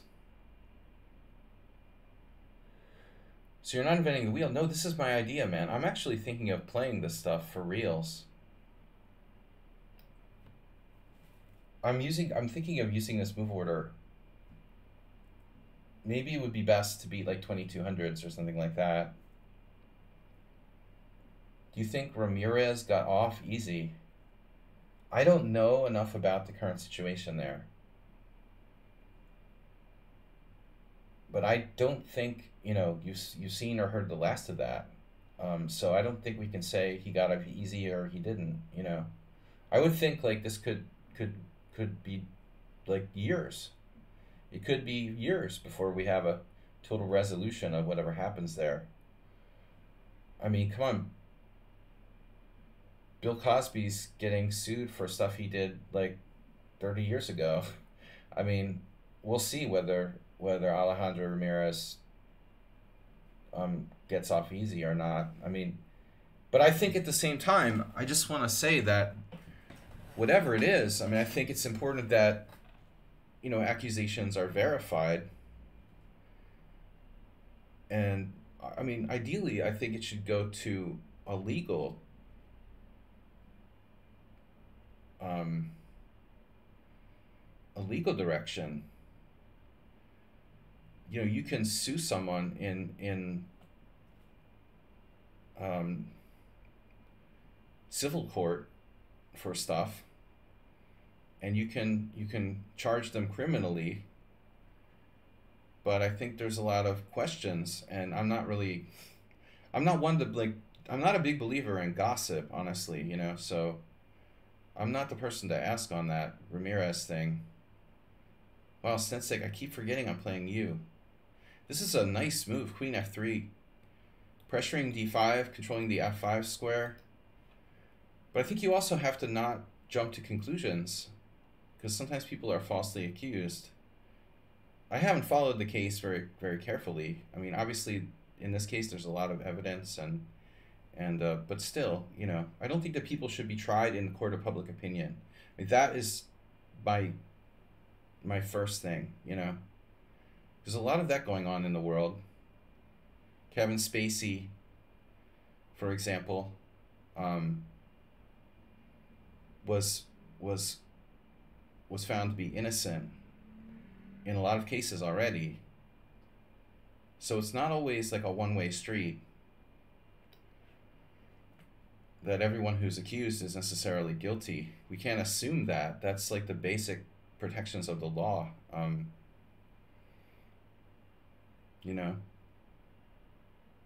No, it's not true. Kevin Spacey is actually, he's got a job. They hired him for a voiceover role in a movie, and they actually didn't cancel him. Man, going after the jugular here. There's actually a female director of a movie I read yesterday. I mean, he's not accused of harassing women, but ironically, they stuck with him.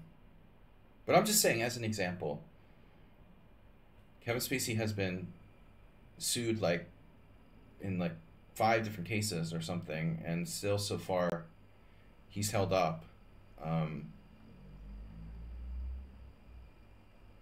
Obviously there's something to these accusations, but where do you draw the line? It's really very complicated. I mean, you just can't cancel people because they were accused. I think there has to be. I really think stuff should go through legal channels first and foremost. Although obviously in a lot of cases, people don't want to go through legal channels, or maybe later. It's almost as bad as FIDE.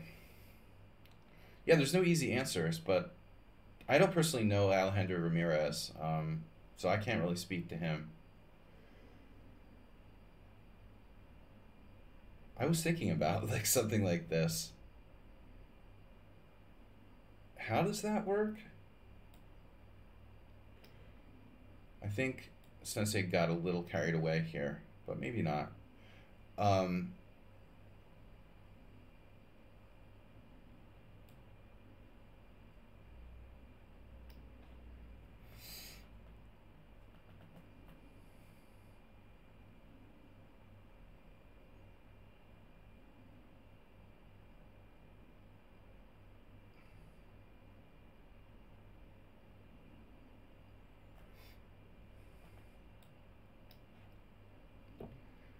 The Middle East was canceled. You're going to confuse a lot of people with that statement, Nedog. All right. That's interesting.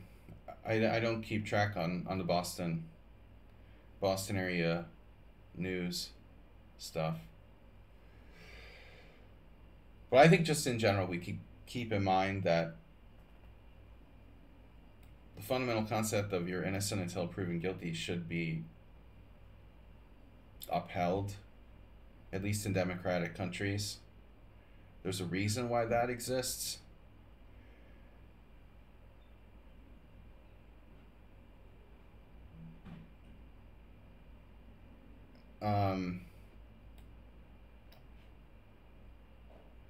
Otherwise, you could like weaponize like things like accusations.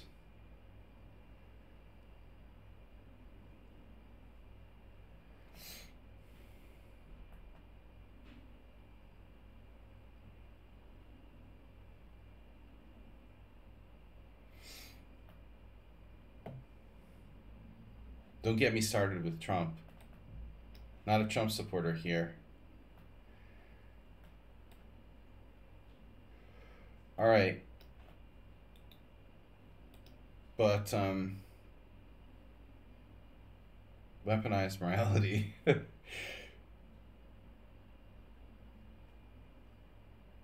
Trump isn't conservative or liberal. He's just simply an opportunistic criminal. It's not about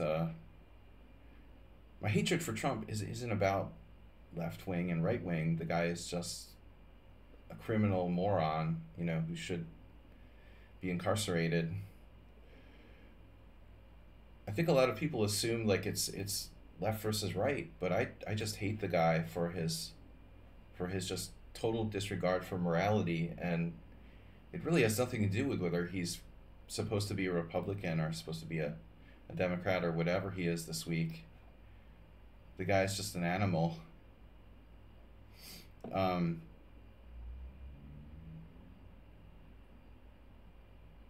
He's just the most disgusting human being on the planet next to like one other warmonger. All right. That's just my personal opinion, but it's pretty much based in well-grounded facts. But I just don't like people taking the Trump thing to the politics. You know, Trump isn't about politics. He's not even a real Republican. He doesn't even have policy viewpoints, you know? He's a cult. He's like a cult populist. That just wants money and power. Not the only one in the world. Did you guys hear in Argentina they've got a Trump imitator who's like probably gonna run for president there? We'll have another Bolsonaro in Argentina now. What their economy really needs in Argentina is an unstable leader, I think. All right, what do we got for time? One more game. Opening theory wizard. If your country's like falling apart and your economy is totally destroyed, the best idea is to get like an unstable populist in there and start, you know. You're missing the only game-winning tactic, which was... Oh, game-winning tactic. You're not exaggerating a little. Your biggest advantage was 1.2. Let's not exaggerate. You missed your only, like, promising tactic. Maybe not game-winning. What did you miss? Pawn-winning tactic. Knight takes d5. Wow. How does that work? You've got queen takes d5 and then bishop h7, king h8, queen h3.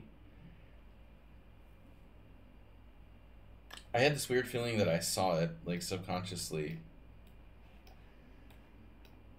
Sack the queen. Can I sack my queen? Well, it's not queen h3.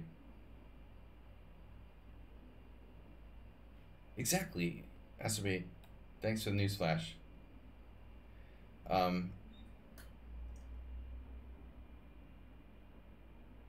Wow, Queen H3 is good too. Okay, yeah, that's what I would assume. Yeah, that is a that is an almost game-winning tactic, but I can't take the pawn. No, I wouldn't. I would have played G6. I wouldn't have liked it, but I think I would have played G6. And you take my dark square bishop. You take my dark square bishop. I don't know if I would have found this. I think I might have done like a different recapture here. I have to play knight takes e7. Phew, bro. Queen takes, knight takes f5. It's amazing that black isn't lost in this position. That's pretty crazy.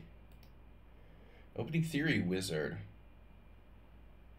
30 games, 88 games. You just barely qualify to play.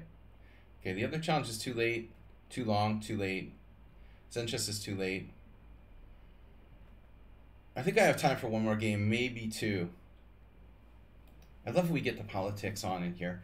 But like hating Donald Trump isn't politics. You know, it isn't. And a lot of people like hardcore Trump cultists want to make it about politics, but it's not. I mean, if a Republican runs for president, okay, fine, but you know, not this criminal, please. I don't love Joe Biden because I hate Donald Trump, you know. Stop making everything so polarized. People are capable of making their own decisions. I've known Donald Trump was like a corrupt piece of shit since like 1982 or something like that. I mean, it's just grow up like near Atlantic City in the early 80s, you know, and read and watch the news, you know. I grew up in South Jersey and a lot of time at the Jersey Shore near Atlantic City, watching the news about Donald Trump when I was basically like 8 years old, 9 years old. And I already knew that Donald Trump was like a corrupt piece of shit when I was like 8 or 9 years old. I mean, the problem is that people didn't grow up, you know, living 30 minutes from Atlantic City, and they don't know any better. You know, I knew better like 40 years ago. I'm privileged. I was privileged to have that information that some people, you know, don't have. I saw the horror from an early stage.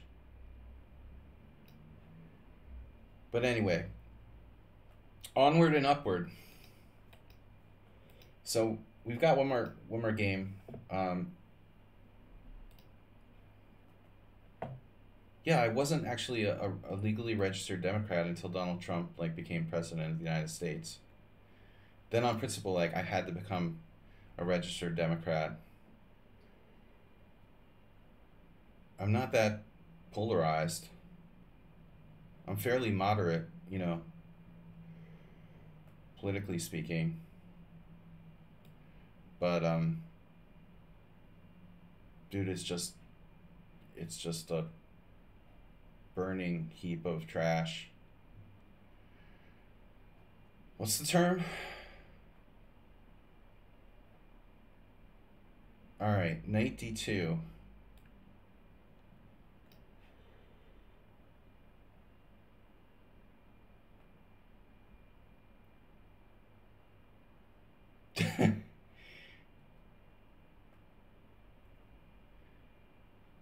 Burning heap of trash. Peepo trash. Dumpster fire. That's what I was thinking of. A human dumpster fire. Barely. Alright. Opening theory wizard playing the classic Stonewall Dutch here.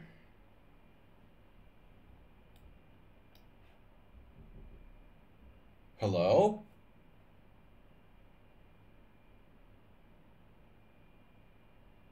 Man, that looks familiar. We had the Frank Marshall thing earlier. We're having another Frank Marshall flashback here. I can't remember. It must have been Rubinstein as well. This is straight out of Rubinstein, Marshall. Again. It feels like positional chess is the thing today. I know. I can't help it if people are playing the Stonewall Dutch. I did it again, though. I played d4 again. My problem is playing d4 today. I did play e4 one game, and I got an exchange Panov Caro-Kann. Okay, this was actually not a Stonewall. It was a Catalan. I played this way with black once, back in the day, when I faced the Catalan. Yeah, I wasn't thinking. It was actually a Catalan. It transposed. Not the best Stonewall Dutch, really. It's a bad bishop theme. Obviously, I'm a pretty big fan of Petrosian and Rubinstein. And you get the feeling that Petrosian must have studied some Rubinstein games, now that I think about it. But the Stonewall Dutch is particularly difficult. That's why Magnus plays it, because it's like extremely closed, leads to frustratingly long games where he can like flag people, I guess. Since except what I was crushed by an FM in the Stonewall in the first over the board tournament I played since COVID. Morales. I'm afraid I have like post-traumatic stress syndrome from playing c5 against Morales earlier in the stream. Literally. I'm supposed to play e4, but it doesn't look like I can get it in. Do I have bishop a3 though?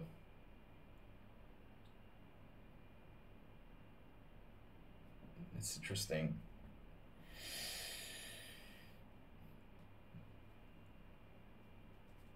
Can I play just for the space, just for the sake of space?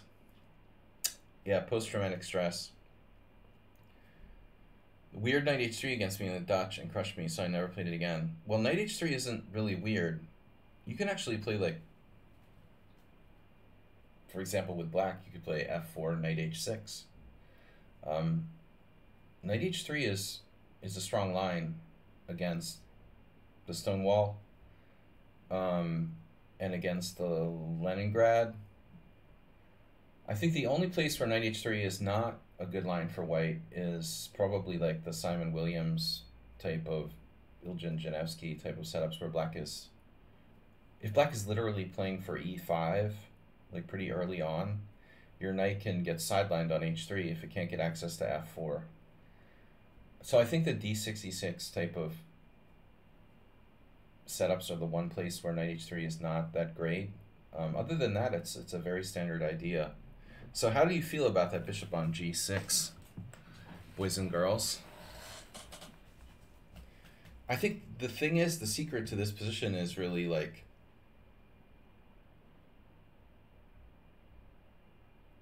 you could take that bishop and then try to open up the light squares. Is that ultimately what we want to do here? This is a problem.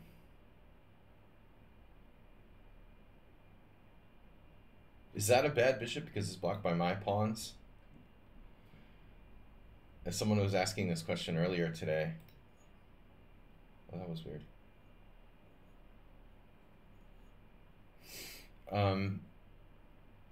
You know, theoretically, I don't really want to make the move c5 if I want to open the position.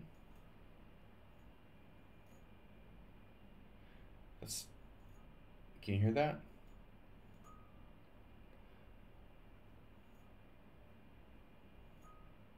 All right. Take. Wow. Dude, that is a space. That's a serious space advantage you're talking about there. But I'm probably opening the open file. Opening the open file. It's time to open the open file.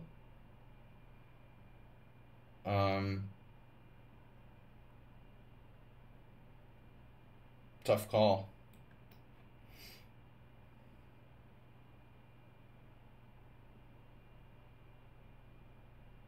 I gotta go after this game. This is gonna be a long one, another 10 minutes. So I thank everyone for watching, and I am gonna, and thanks for the gift sub, Astrobate. I am gonna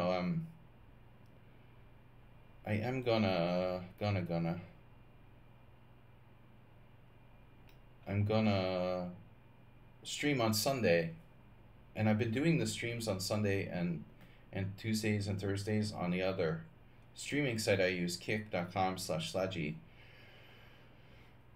I don't know what the future holds, but that's the status at the moment.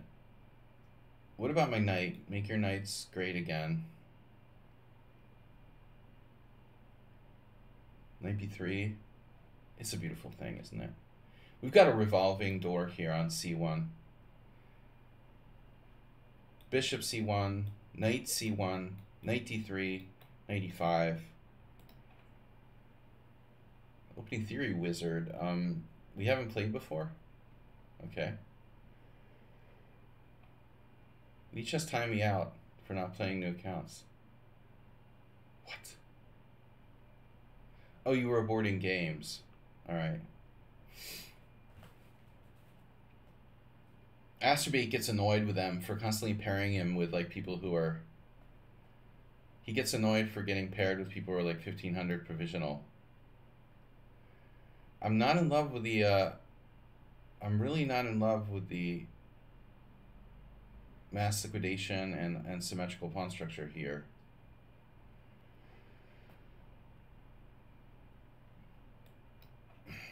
This guy seems pretty good for 1980. He has hardly any games. Basically a new account.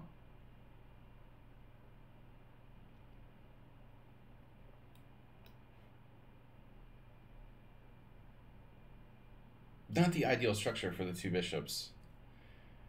You know, when you have two bishops, you want to get imbalance in the pawn structure. I've got a really symmetrical structure here I'm working with, so not the best.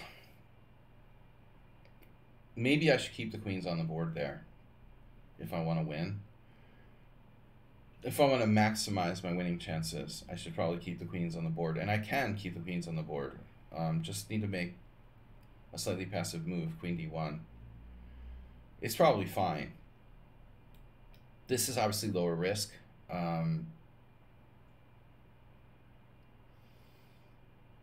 The Jolly Joker on g2 will determine whether or not, you know, I think we win this game ultimately. If you can make your bishop great again,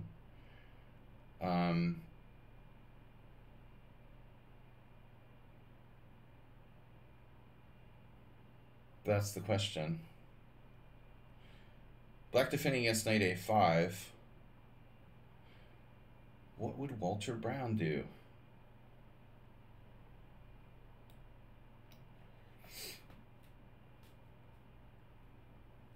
Walter would love this. He would love this.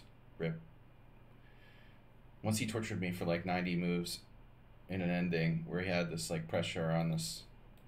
There was some pawn on like c6 or something. Knight a5. It was a double knight ending against Walter Brown.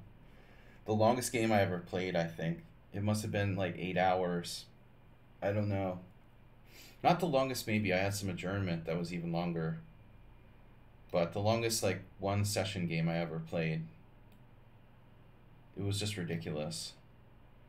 I wanted to like die. There's nothing like losing an 80 move game to Walter Brown and a double knight ending. Where you're worse the whole game and you're just hanging on by like... You're hanging on by like a thread. As he incrementally improves his position and like hyperactively like bounces up and down. Great guy though. I need to get my bishop in the game.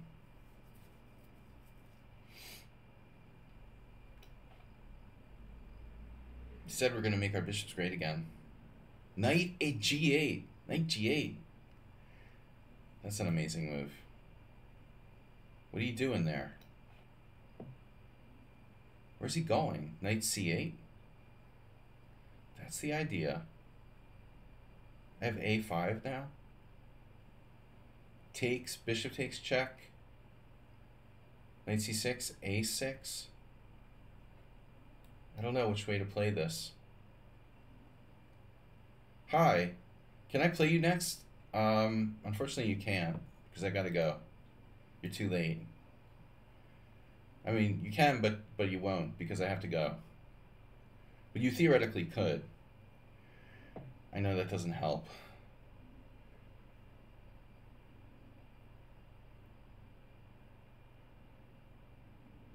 Maybe if you ask again. If you say sir, I'll think about it.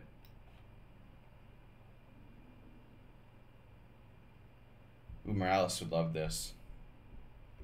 I wish Morales was here.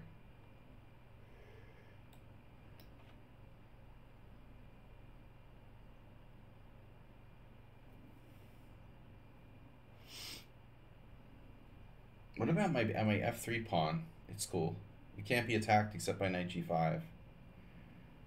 So now what do I do?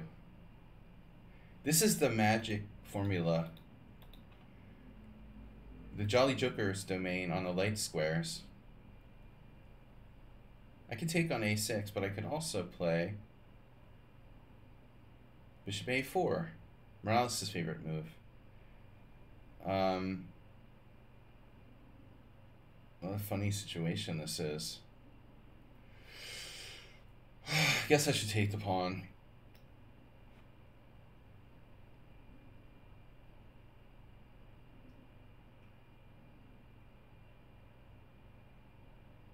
Healthy pawn structure.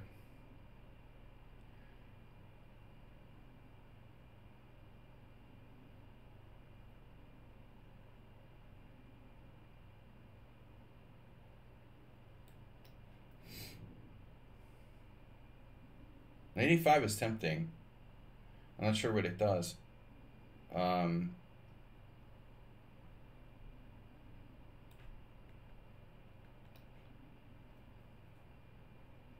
need an advantage on the other side. Good night, sweet prince. How about the king and pawn in game? How would you feel about a king and pawn in game?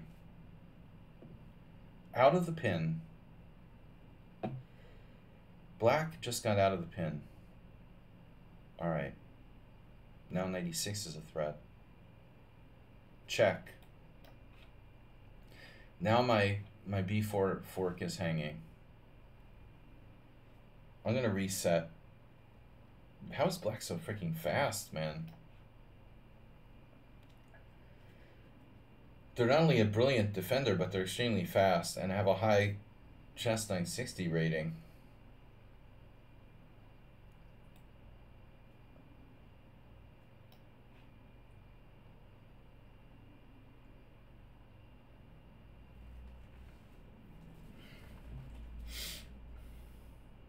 Are you having fun yet? Are we there yet, donkey? All I need is a powerful maneuver.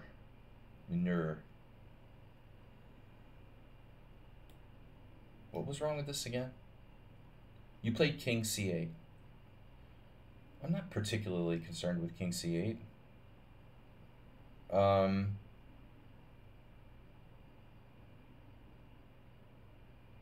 This time you changed your mind. You went to e6 instead. Quite the brilliant defender, aren't you? I'm running out of time. This guy's pretty scary, honestly.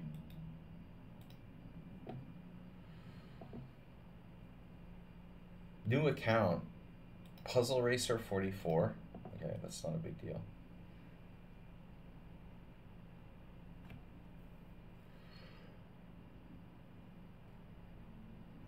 Oh no, the beggars. Beggar. Chess beggar. Whoa. F4. Oh my god, what is that? Wow. That can't be right, master. what to do. You're trapping my bishop? It's a brilliant move. Wow. I could take, go opposite color bishops. I don't know what to do.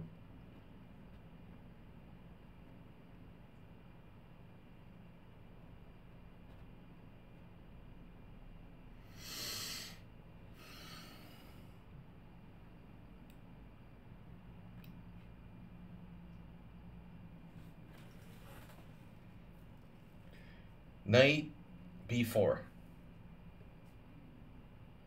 No, 96. 96.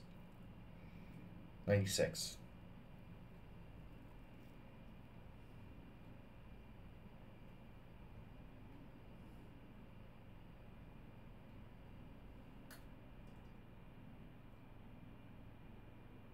What's the magic color?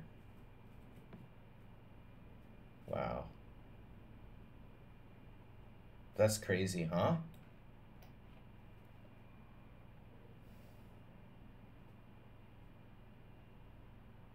So what's the threat now?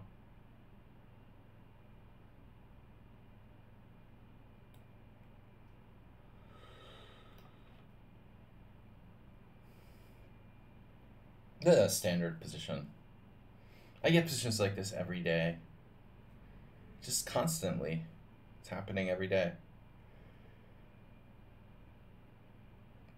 This is such a standard situation. Mott.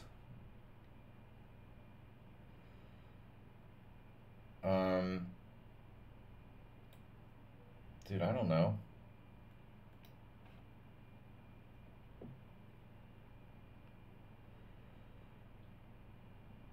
I sense danger.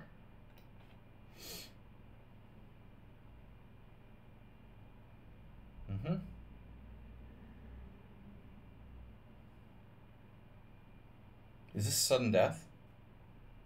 He's still an opening theory. I don't know about that king on f5.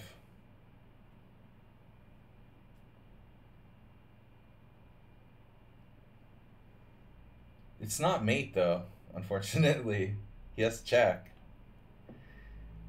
It's not mate.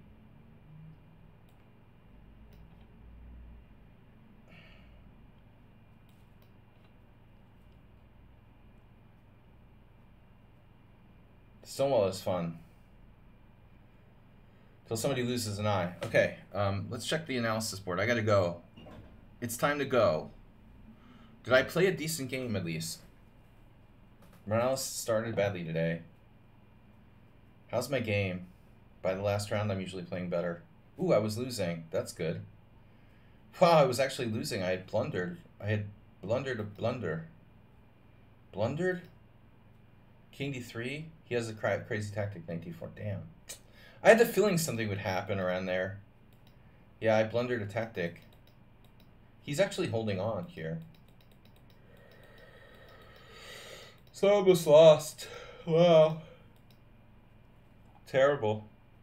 I see chess people. Alright, I'll see you chess people on Twitch. Thanks for the gift subs, Astrobate. We'll see you chess people on Kick Sunday night for subscriber simul stream. Simul stream, that's it. Yeah, anyway, thanks for the hot political discussions today. Chess politics. Nedog, hey, I sent a gift sub too. Oh, Nedog's on the board in 3rd place. I didn't catch that, man. I'm sorry.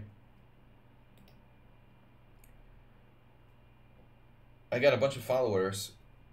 I don't know, Nedog, why didn't your gift sub show up? You must have gifted it before Acerbate.